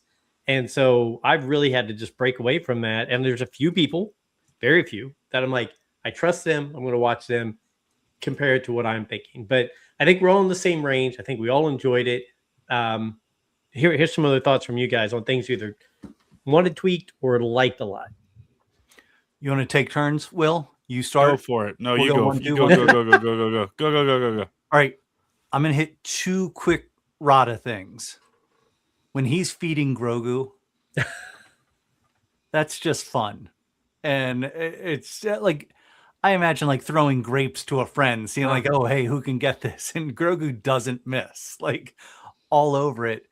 But then another thing that made me smile every time is Rada racing in that speeder that he hardly fits in, but it's perfect. And he's just, he's a great driver, you know? So that's, you know, and that scene like built off of Favreau's time in Chicago. And that, like, that is Chicago in a Star Wars way. And just seeing him drive around, those little cheap thrills that I really enjoyed that I think are sprinkled throughout it.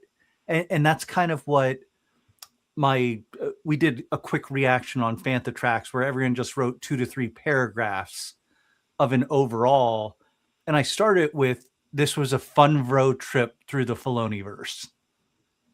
And that's what sums it up to me. Okay. I like it. Will, how about you? To go out on the experience of it and kind of here, you know what? I'll start off this way. Here's one thing that I really enjoyed. When and this is, I noticed this in my second viewing.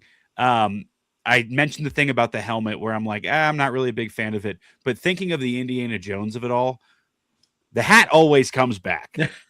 Yes, it does. The helmet always comes back. And when the helmet drops and he's in the pit and he's climbed up and he's like, I'm at my wit's end. The snake's coming at me. And then he looks up and he sees the helmet. And he just grabs it and puts it on quick. They could have played John Williams' Indy theme in that moment, and then put the helmet back on and gone, and it would have been perfect.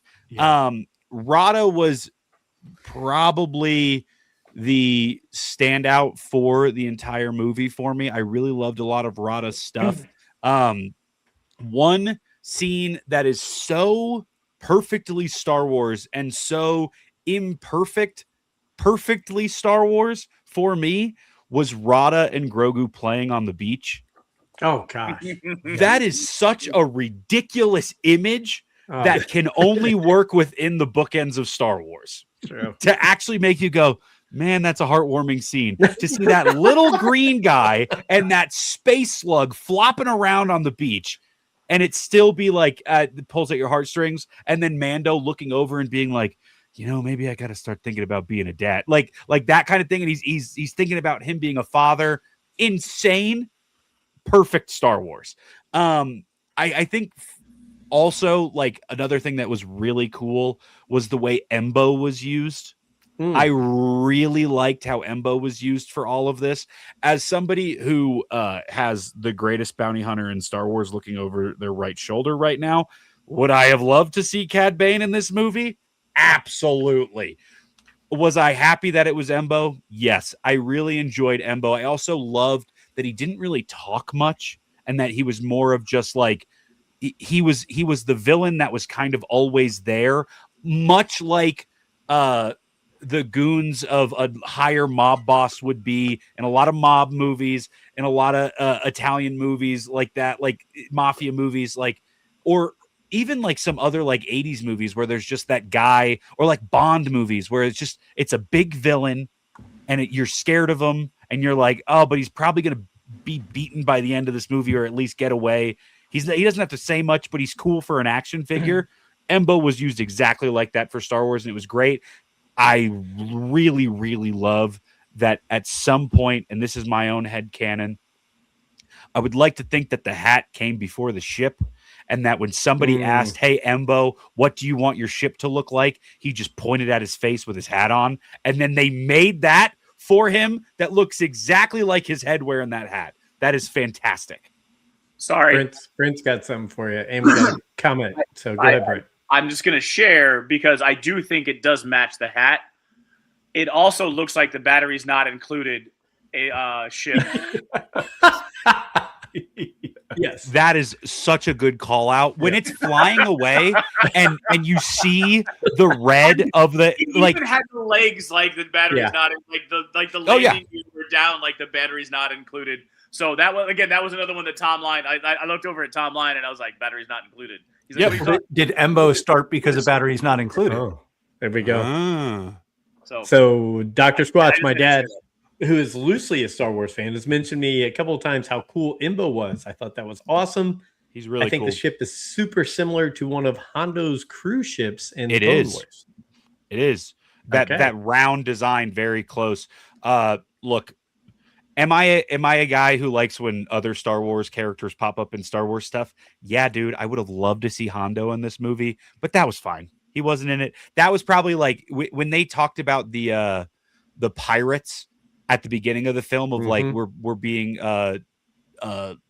everything is being ruined by pirates. I was like, Hondo Onaka, but it's fine.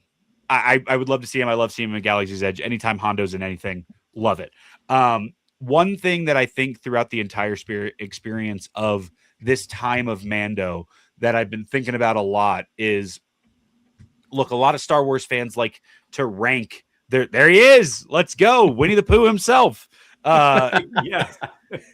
Love Hondo. That also looks fantastic. A lot of Star Wars fans like to rank their Star Wars movies. I do it all of the time. However, my only constant in my list of now the 13 Star Wars films, they all change from 2 to 13, but my number one is always Return of the Jedi. And it's because of the charm of that movie. In my opinion, the beginning of that movie is the best of any movie I have ever seen. I love that cold open into that first third of the movie. The middle third has grown on me so much as I have gotten older, and that last half is why I have Luke Skywalker's lightsaber tattooed on my arm. Nice. I love Return of the Jedi. It's all of the charm and heart and fun of Star Wars packed into that. And I think a lot of that was in this movie. Now, so many people, when they are talking about this movie and ranking it or giving it whatever it is, I think the biggest thing for me with this movie is so many people, when they're talking about it, say this movie is fun. And fun has a weird ring to it now. Yeah. Where people go, oh, it's fun. It's kind of like when we were talking about Maul Shadow Lord at the beginning, and people go, no, it's fantastic. You need to watch it. And they go, oh, it's animation though, right? Yeah. It's kind of that same wheelhouse to me. And I don't know where, especially within Star Wars, where fun and silly and goofy became like a bad thing when it comes to Star Wars. This movie did that so well. And I will say it's a lot of the bulk of like vibe and aesthetic building of this movie. I'm somebody who loves that, as somebody who loves the Ewok movies, as somebody who loves the Star Wars holiday special. Like I love that stuff. So seeing this movie, I kind of put it in that vein. I will also say to the idea that this movie is a lot of episodes of Mando and Grogu put together. Jon Favreau has said in interviews since that news kind of came about, where they were like, hey, I had season 4 written and then we had to pivot to this movie. Yeah.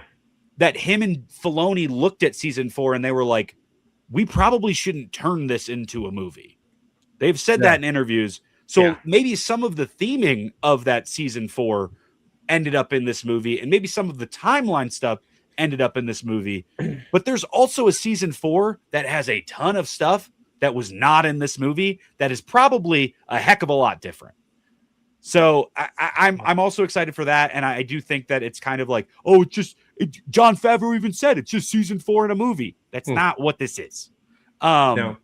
It's not what this is, as much as it is like a thing where Favreau wasn't expecting it. And I don't think anybody was expecting this after Star Wars Celebration Japan and the celebration before that of like, there were 3 movies that were announced. This movie not being one of them. The Dawn of the Jedi movie, the Filoni movie, and the Rey movie. None of those movies we have seen. We got this instead. I don't think this was the plan for what the return to theaters was supposed to be for Star Wars. And so many people, whenever they start a review, they go, Star Wars is back in theaters after 7 years since The Rise of Skywalker. And it's The Mandalorian and Grogu. I don't think that was anybody's plan. So giving it the grace of like, this could have been just something else that came out in between one of those 3 movies or while those movies were released or while other stuff was coming out on Disney Plus. This movie is fun in the best way. And I keep comparing it to Indiana Jones because a lot of people are like, oh, Mando doesn't have a lot of character growth throughout the movie. I don't really know where that's coming from, but also if you were to look at Indiana Jones and Temple of Doom, tell me how different Indy is at the beginning of Temple of Doom, at the end of Temple of Doom. Yeah. You don't need that. It's a lot of, it's a character can be a character and just be a character. Yeah. I think that's code for Grogu doesn't talk. Well, and if anything you could say as well with this movie is that Din and Grogu work more as a team and he's a little more less protective of them, where I'm like, I came out with that where I'm like, if people want to say that nothing changed in this movie, they're wrong, because Din is not just like, I need to protect you at all costs, don't go into danger, whatever. They were more so working as a team, like, let's go. Which we did see of in Mando season 3 a little bit though, where they were, he's like, he started to go out on his own. Yeah, but I think the key line that they've said it in all the trailers, all that stuff is the old protect the young, and then the young protect the old, right? And he realized, he really started thinking about the age and how he's going to live for hundreds of years while he's gone. And you're right. At the end, just like letting him now sit on his lap and fly the ship, right then and there, he realized I'm only alive because he helped me stay alive. Mm-hmm. He's going to be around longer than I am. I have to get him to a place where he's going to survive with me not being here. So there was in certain amounts growth. Real quick, I want to read these because some people pop these in again. BPEJ, if people let the movie be what it is, it's fun and entertaining. When people want to add all the Star Wars history to it, they ruin it. Because Mando and Grogu are the new characters. Dr. Squatch was just about to mention that, Joe, that encompasses the theme of the movie, in my opinion. Thanks, Dr. Squatch. You're a smart guy. So if you like that, I must have said something right. Ross, I'm going to go back to you on one thing. You mentioned earlier that Star Wars movies are like ice cream to you, and you'd still eat all of one flavor, whatever flavor. I always say it's pizza. Being the Italian guy, I'm always like, Star Wars is pizza, right? It doesn't matter. Is some pizza better than other pizza? Yeah, but it's still pizza. And who on a Friday night doesn't want to get a beer and a pizza and watch a movie? It's pizza. It's ice cream. So we have to take it in and enjoy it. The other thing that I was thinking about is there are some great characters from the Mando season 1, 2, and 3 that we all like, that we all think add to the story and all that stuff. And yes, we know Grief Karga no longer with us and cannot participate in this movie and everything. But there's Bo-Katan and there's, different people in the Mandalorian, the Emily Swallow with the armor, there's different characters that have come through that play a key role or play some roles. And I think they made the right choice by not adding all those into this movie, because one of you mentioned earlier, this is a great movie for whether you've seen Will, I think it was you. If you haven't seen the Mandalorian, great. Go watch 2 hours of this fun adventure movie about this Mandalorian and a baby Yoda. And if you like it at the end, hey, we've got all this story surrounding it that you can now go check out. And I think Disney is really hoping that Disney Plus gets that after effect, right? That's one of the things they mentioned is there's going to be people who this is their entry to Mandalorian and Grogu. They're going to be like, wait, there's more stories. There's other stories tied to this. And now they can go back and bring that in. So I don't know what you guys saw, but I thought it was, while I love all those characters and I love all the different things going on in that storyline, I think leaving them back and keeping it plain and simple, like you said, 4 or 5 humans talk in the whole movie, right? Maybe just take it down to the bare minimums and the brass tacks of everything and say, here's a story. you can go see more of it over here. We'll bring you in the entry level here. This movie wasn't Mandalorian and Grogu seasons. It was Rangers of the New Republic. Those characters didn't show up in Rangers of the New Republic.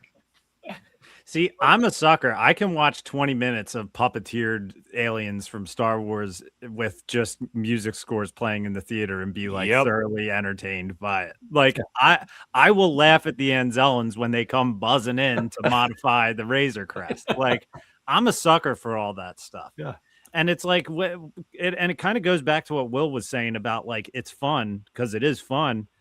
But it's like if some Star Wars fans stop taking themselves so seriously and look back on the original trilogy and some scenes that they think are so serious, like the Millennium Falcon could be like on the verge of being blown up and Han Solo is saying something that's going to make you laugh.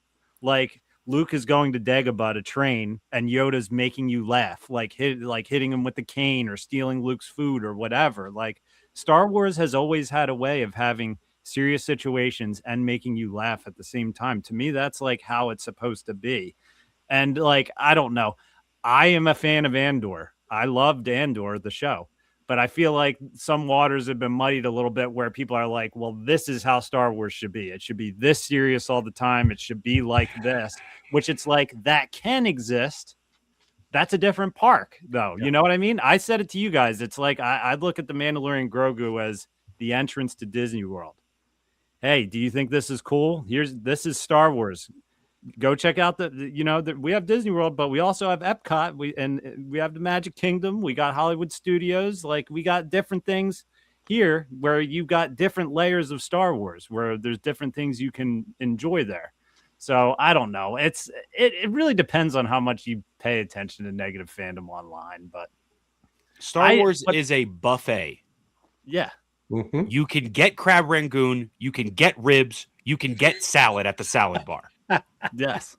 All of that is available. You can get Andor, you can get Clone Wars, you can get Rebels, you can get The Mandalorian, you can get The Empire Strikes Back. All of this is available in Star Wars. And the older I get, the more I realize how much the fandom has been dictated by people comparing things that just happen to have the same logo on it, and that logo being the Star Wars logo. This movie should not have been Andor. This movie, Andor's not even Rogue One. And a lot of people say that that's all the same thing. It's a completely separate thing. Every time anybody makes Star Wars, there's three things that I look for. Who are the people making it? Whether or not the people making it have a passion and put a lot of that love into making Star Wars, and whether or not I enjoyed it. If those three boxes are checked, I'm probably, like you said, I'm a sucker for it. If it's got the Star Wars logo on it, very much like my mother who goes out and she shows me a children's book that happens to be a Star Wars book that I don't need as an almost 30-year-old man. Hey, it's got Star Wars on it. Do you want it? Yeah, Mom, I do want it. Even though I don't need it and I'm going to put it behind me, but I want it. And just like everything else in Star Wars, I just want Star Wars all the time. And although everything does not end up being Return of the Jedi for me, if something comes out, I would love for it to dethrone Return of the Jedi as my favorite every time, but it's probably not going to happen because I've lived with Return of the Jedi for my entire life. And I've lived with Mandalorian and Grogu for about 2 weeks. So comparing it to other Star Wars that you've lived with your whole life, it's like, Dr. Squatch. Hey, so real quick, and if any of you need to go, let me know. We usually don't. We usually cut it off there. Sorry. I just read Dr. Squatch's comment. I mean, we just know that the show that should not be named lives in infamy and is glorious, in my opinion. I know. Somebody say Acolyte? Wow. Did you say Acolyte? The Excellent. Yeah, the Acolyte. Again, I'll go back to it. In 50 years of being a Star Wars fan, I think the one thing that I love the most is exactly what you were talking about, Will. We have friends. We've made friends in our community with our podcast and just people we've interacted with, that Rebels is their Star Wars. That Clone Wars is their Star Wars. The original trilogy is. The prequels are. I even know some people that the sequels are their Star Wars. And you know what? When we get to something like Star Wars Celebration, or when we get to the ICCC, or what the Rebel Scum, whatever. Rebel Scum Con. Rebel Scum Con, Steel City Con. When we get there and we're all interacting, the hatred we see online melts away. Yep. We all look and we all say, oh, that's, you know what? That's a pretty cool cosplay over there. Oh my gosh, they're selling this over here. Oh, I've never seen that shirt before. It's really cool. And it all melts away. And I think the big key to this is we've allowed, so many of us have, and Brent, I'm listening to you as a preacher to me from the other day when I spouted off. Just got to let it go, because if we love it, if it's something means something to us, and there's some people that love something adjacent to, again, original trilogy, prequels, whatever it is, we have something in common. We have something that's bringing us together as a community. It's almost like there's these outside forces that are trying to break up this community of people who just want to enjoy something to take us away from the real world. Like Brent always says, get us out of our regular everyday humdrum things that we go through and take us off to that far, far away place. And I think we really need to focus on that, because I think we are going in the right direction. I think things are fandom and the movies and the series, and God, I hope that Disney Plus keeps putting something on that, every year or whatever. But I really feel like we're going in a positive direction. D-Doc's got the train going, the hype train. There's a lot more. What is it? Lando, what does Lando say in Rise of Skywalker? Well. No, there's a lot more of. I mean, that's what he says. Like, but does he say there's a lot more of us than them, or something like that? Or I forget at the end of it. Yeah. Here's the only thing, and I don't care anyone else's opinions if they're negative on this movie. The only thing that bothers me is I feel like people's opinions are swaying people from going to see this, which that's where it gets me, where it's like, well, I heard this or I heard that, because I've seen online Mandalorian and Grogu $160 million at the box office over Memorial Day weekend. And people are like, it could have done better. It should have done better, whatever. Then I see a post about Toy Story 5 is projecting to gross like 155 million to 170. And that's a huge win. Like, those projections are huge. And then I'm just like, why in one breath are these people being like, yeah, like Mandalorian and Grogu could have done more. And then Toy Story 5, which is a huge IP, like, especially for a generation that grew up on it, like mine, who's going to take their kids to see the movie because we grew up on it. It's like automatic money. I'm like, why are these being cast in such different light? I don't know. It's like, did they want the Mandalorian and Grogu to make like $1 billion on opening weekend? Like, I don't know what they. And it did. Plus, Memorial Day weekend's a busy weekend as well. Like, not everybody's going to the movies. We have another weekend coming up here where, like, I know a lot of people still are going to go see the movie. So that's where it gets to me. I know Brent says don't let it get to you. And that's just where it gets to me, where I'm like, some people are reading these and being like, well, I probably won't go see it now because. Hey, Doc, I got a question for you. How much? I want it to do well. How much money did AJ Brown make this year? I don't know, actually, off the top of my head today. Do you think it was well worth it? Do you think that it was worth? Do you think it was worth the Eagles paying him that much money?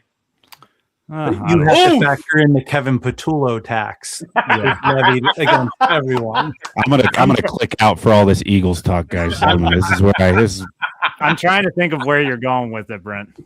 You don't know where I'm going? Like, well, I'm getting at, like, people talk shit about people like James Harden. They were the best team on the court, but he's making $24 million and can't get to the NBA Finals. Like, people get paid. Like, people overvalue everything. People, it's just why does that matter? Like, I was walking around. My daughter wanted to go to Target. I was walking around. I do my normal shop through the Star Wars aisle. and like my brain went to like these comments about how much money and breaking even and like, but why do we care? Because it's a checklist item to talk shit about. And that's all it is. Why does it matter? Like I am not making any money off of that. I'm not invested. I should have stock in Disney because of as much shit that we buy from Disney. But like, that's true. Did you hear the grandpa whistle? A large percentage of my money. Did you hear the grandpa whistle? I had a couple of them. I thought there was a train coming. No, I have. Every now and then I get like the Herbert the pervert whistle in there. But my point is basically, I can't do it. It only comes out when I do certain times. I think we just overvalue and put too much just to have something to fucking talk about. Because we gotta fill the time, we gotta fill the airwaves, and like people want to bitch and they're gonna bitch. They bitched about AJ Brown. They overpriced, didn't really perform. They talk about how much they pay these people that are bust. We drafted this person who was a complete crap show. Who was the guy from played for the Raiders and was like an LSU quarterback that's been Jamarcus Russell, yeah. Right? Like, I mean, we're gonna drink on some scissor and like think we can play football in the NFL level. It happens. It happens. Even George Lucas in an interview said there's movies that I have made that people don't even watch because there are busts. It happens. I would liken it to me being so involved in travel baseball right now with my son, where it's like when Star Wars is in theaters, I feel like it's my kid up to bat and you want them to get a hit. You know what I mean? Yeah. I'm just like, I want this to do well because I like the people who are making it. I don't know. Well, and I think I think it is doing well too. I'm not saying it's not doing well. I'm just wondering why people paint it as if it's not, where it's like people are going to see this movie. Well, and I think it's some of the bigger I can honestly say I stopped following Collider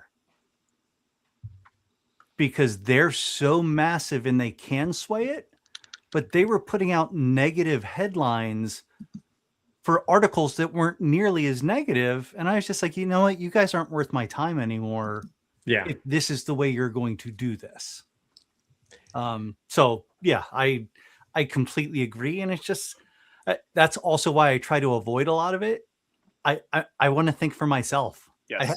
I'm media literate on my own. I don't need these people telling me what to think. True. There's so much groupthink in American society, like not just American society, in society. There's so much groupthink, which is what you're saying, D-Doc, about they read these reviews and people stay away. It's because they can't have a thought for themselves. We have gone away from having commercials to now paying for people to make they are the commercial. And now they're called influencers for a purpose. And listen to them, but think for your freaking self. Yeah. Be able to make a decision and like, you know what? I heard that you said that was crap. Let me go watch and see if it is crap. Yeah.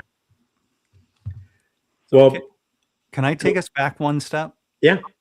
Because we went through this awesome movie, and I don't know that we talked about the Jajarek match. We did not.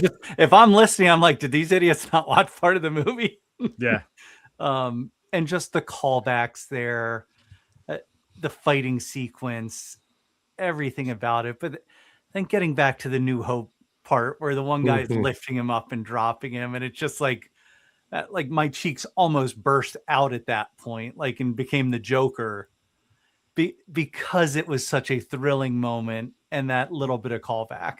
I mean, you tied A New Hope, The Force Awakens, and Mando and Grogu together in one big scene. Mm-hmm. I mean, just so well done. And yes, the Acolyte was brought up with the mech necks, so we do have a little bit of everything in this movie. I mean, it really did hit a little bit of everything. They had the creatures from Jabba's palace, the guys in the water. I'm blanking their names. Amanamans, whatever. Amani or whatever it is. They played a big role in the movie. They were all over the place, man. They were cool. I mean, we're tied in something that people my age, Ross's age, we looked and we were like, do we want that character? I mean, he's cool. He's there. But I mean, but then again, we all bought him because we bought every Star Wars figure we could. But I mean, look, I love how it did. It just paid homage to a little bit of everything throughout the entire franchise. There was something covered from a little bit of everything in this movie. And for fans, it paid off with that. And for people who are new to it, it went right past them, right over their heads, and they just watch an action movie with some comedy in it and space wars, you know. So like I said earlier, I know we've been going a little bit long here. So can I go Brandon, back real quick, because I didn't think of okay. that. Was it Will or was it Ross? One of you guys said that the Martin Scorsese planet was like Chicago. Yes. Me. Yeah. And ever since you've been saying that, it's been living rent free in my head for the last 45 minutes to an hour. Well, and I think Favreau has come out and said that. Yeah. Like, it is absolutely like, yeah, this is from a trip to Chicago where I was just like, hey, this would work. Yep. Because he's playing a damn hot dog vendor from like on the side of the street, like that you would get a hot dog vendor. And of course, but it didn't dawn on me until you said that. So like I said, thank you, because that was it's seriously been living rent free in my head. Happy to pass it along. There you go. There you go. I will, you know what? I'm going to close up shop by letting you guys, let's go around the room with any final thoughts anywhere. One, Will and Ross. I always like to tell people when we're closing up, please feel free to tell everybody where they can follow you, where you're posting stuff. And Brent's give me a hand signal here. Go ahead. We haven't had a new guest on in a long time. And it's my shtick. Oh, I forgot. We do have one question. I do have one question for everybody. If you've ever listened or if you haven't, it's been a while since we've had a new guest on. We like to talk about this. It came up in a long time ago about lightsaber hilts. Mm-hmm. And it was a discussion about that we could go into a long story, but basically I wasn't on that day and they started hating on Count Dooku's curved hilt. And they said, who would want to pick up the curved hilt from Count Dooku? No one likes that. So I came on and I started to do like a whole like inventory survey of anybody who comes on our podcast for the first time. I have to ask you, what is your favorite Star Wars hilt of all time? Any Star Wars cartoon, animation, acolyte, whatever you want to say. What is the hilt that you think that you identify best with, or something that really strikes you as far as the hilt? So Ross, go first because I have props. Yeah, I only own one, and that's the Sabine one because she's my favorite character in like everything. Wow. And I still don't know how I feel about her having a lightsaber. Okay. With how all of that works, but that's another story. But what I'll say is Asajj. Okay. So you like the curve. Yeah. Well, and obviously Disciple there. Mm-hmm. But the two blades, how she used, like, it works better for her to me than it does with Dooku, but it is a certain level of elegance with the viciousness that comes with it. So yes. I'm you know what? Everyone should have their own. Like, I don't want all the lightsabers to look the same. I think it's very cool that people try to come up with their own, and it should tie into who they are.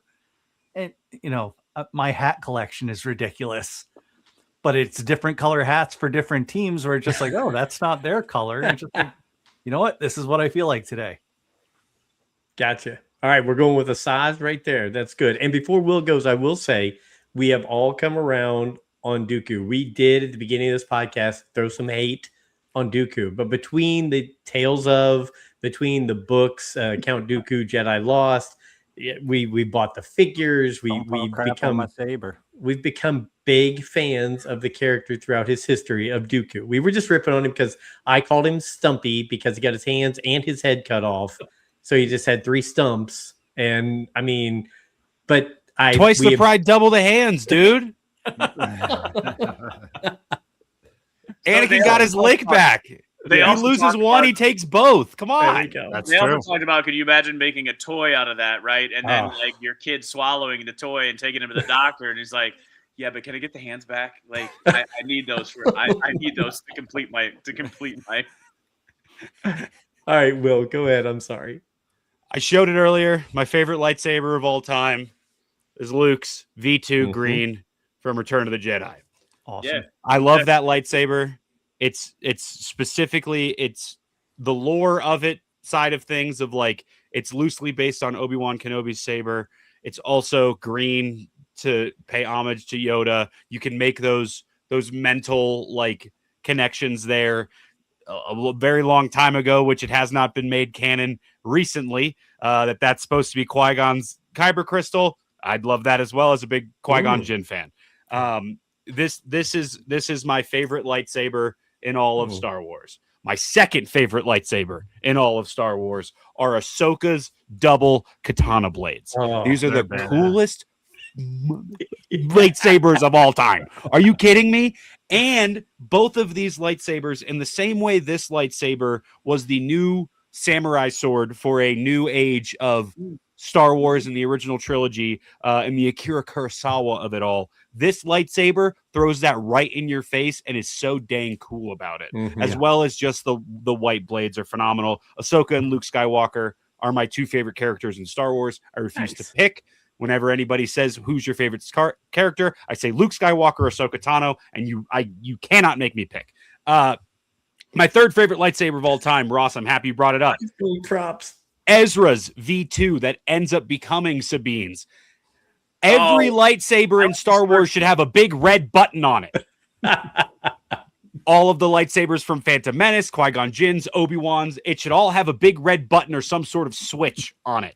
I am a sucker for a thin neck light. There we go, Obi-Wan Phantom Menace. I love it. Every lightsaber should have a big red button. I am a sucker for a lightsaber with a skinny neck. This is in the same vein of this lightsaber in so many different ways, with the box, with the skinny neck, and that it's not so different for Sabine when she just adds an extra emitter plate on it. I love that. My fourth favorite lightsaber of all time, and I cannot believe you guys all did this, is Count Dooku's curved lightsaber. You want to talk about storytelling with props? There is nobody more pompous and exquisite and sword fighting style and fencing than Count Dooku himself. And then you add a little curve to it just to make it even with the extra hook, the tooth off of it. It is exactly who that character is. And when I think of Ahsoka Tano, this is exactly who I think of that lightsaber is. When I think of Luke Skywalker, that's the lightsaber I think of. When I think of Ezra, this is still the lightsaber I think of. But I know he has that new blue one. I love Kanan Jarrus. I just am not a fan of him getting that lightsaber again. Kanan Jarrus' first Glock saber is fantastic. Kanan Jarrus' first lightsaber, the V1, the compatibility of it like flipping and being a belt piece because he's trying to hide from the Empire. Dude, lightsabers tell a fantastic story for the characters. The only lightsaber that doesn't tell a good story for the character is Princess Leia's lightsaber. I cannot stand that lightsaber. It is the rose gold iPhone of lightsabers, and I can't stand it. This is like, it's a lightsaber that looks like it was made by somebody who just, who's this lightsaber for? Princess Leia? Princess. I'm going to make a lightsaber for a princess. She is so much more than that as a character. And that's why and also just we're talking about lore. Sorry, I'm getting on a soapbox here, but you pulled up one of my favorite things to talk about. If we're talking about lore here, who would have taught Princess Leia to build a lightsaber? Luke Skywalker. Who would the schematics have been built off of? Obi-Wan Kenobi. I love Princess Leia. I love Carrie Fisher.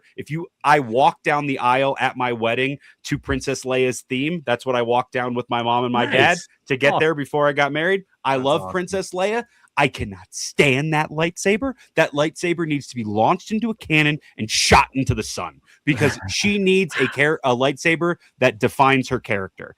And that is the end of my soapbox for lightsabers. No, I love it. I absolutely love it. The reason why I asked that question, and I did not realize I was going to get the rant that I was getting. I apologize. That's a good one. That was a great one. So very welcomed one. Kind of going Chicago Bears vibe. Nice. I like it. There you go. Brent's in Chicago. Ever since that comment about Chicago, Will free in my brain, so I just. I will also say with Luke's lightsaber, which is probably going to be the next one I get because Obi-Wan and Luke are my two that I can't separate. That snap hiss green in indoor when that speeder bike is coming his way and he just booms and it just comes up. Oh my god! The sound font of Luke's ignition has been my text tone for 10 years. Oh, awesome. Anytime at 3 a.m., if I forget to turn my phone on silent and I get a text message, my wife and I, pew, we're like, what the heck? That's fantastic. Yep. Okay. Now we've gone to the 2-hour mark. That was I've been my favorite trying to say I didn't want to keep you guys too long. So, D-Doc, you started off this show. You bring us. You start us around the horn here. Any closing thoughts before we break away from episode 383?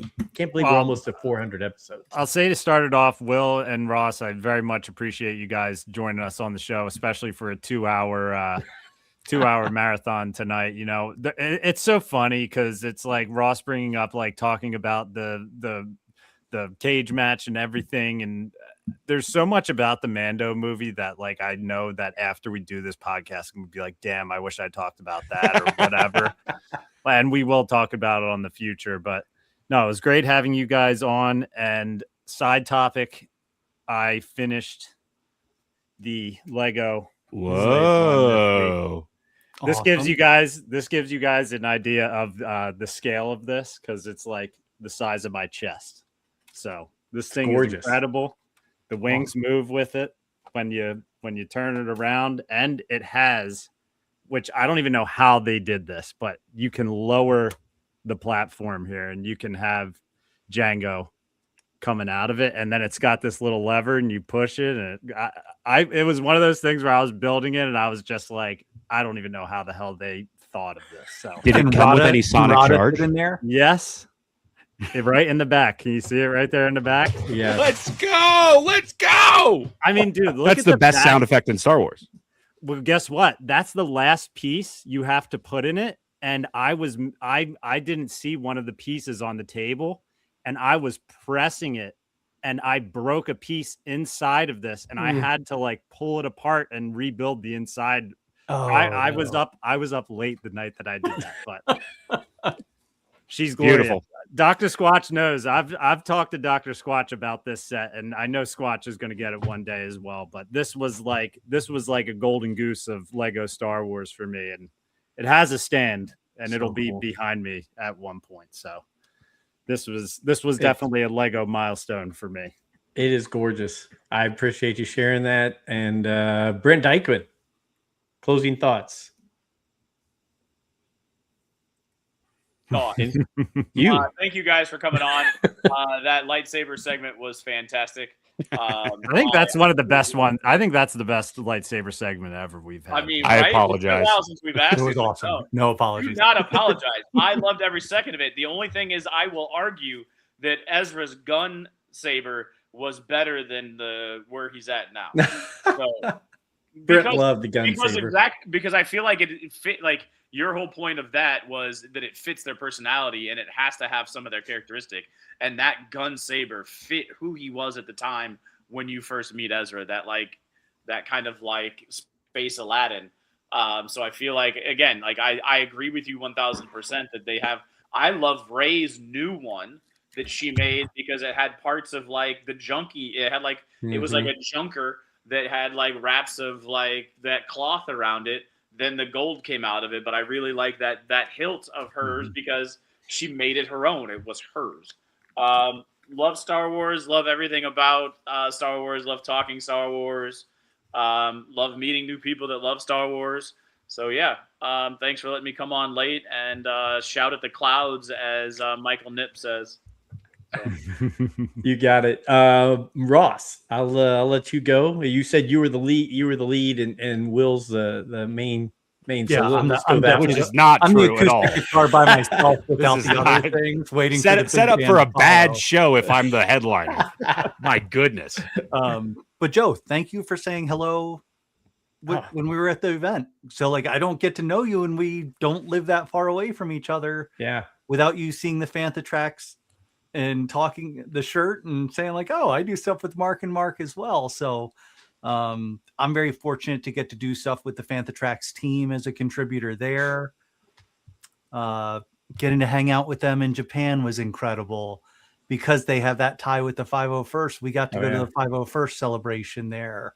So many things that opens up, beyond what Coffee with Kenobi and Dan Zare and that community that he has built and put together that has so many of my close like text group and things like that. All that's incredible. You can find me on Instagram at PopStarIndy. So that's more of my Star Wars account there. Nerd account, Star Wars account. And then look for writing and other elements on Fantatrax. And otherwise I work at Butler University. So go dogs. And I love to support, and I do podcasts for work there, which kind of keeps me from having my own doing other things because I'm working on 3 to sometimes 5 there. But working with students, working with faculty, working with VIP guests, it's the same thing. It's that found family. It's how are we educating one another? How are we understanding each other better? And I think Star Wars has set me up for that well since I was a little kid. Nice. Well, it's great to meet you, and I'm so glad we touch base there at that event, because I think it's going to lead us down a good path here. I think we're going to definitely run into each other and do some things here in Central Indiana, and hopefully at some other events. So really looking forward to this friendship. And Will, how about you? Closing thoughts? We'd love having you both here, but Will, go ahead and finish up before I shut it down. The final thing I say on pretty much every episode of Determined Focus, the podcast is called Determined Focus, because my favorite quote and my favorite lesson in all of Star Wars is the Phantom Menace when Qui-Gon Jinn says, "Your focus determines your reality." And outside of the Star Wars lesson, that is kind of my mantra with everything in Star Wars. And it's also kind of my mantra with everything in life. Of whatever you focus on, you can achieve eventually, as long as you focus on it hard enough and do all the work.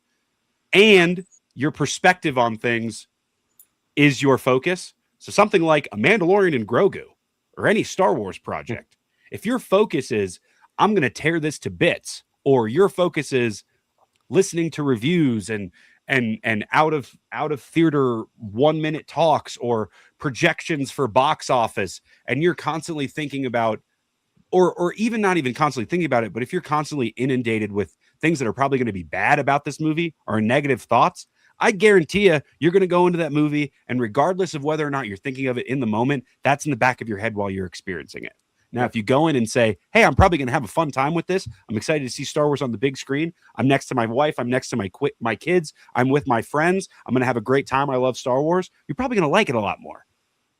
Outside of that, with everything, your focus determines your reality. I could not be more thankful to be on this show with you guys. I watch all the time. I'm going to be honest with you.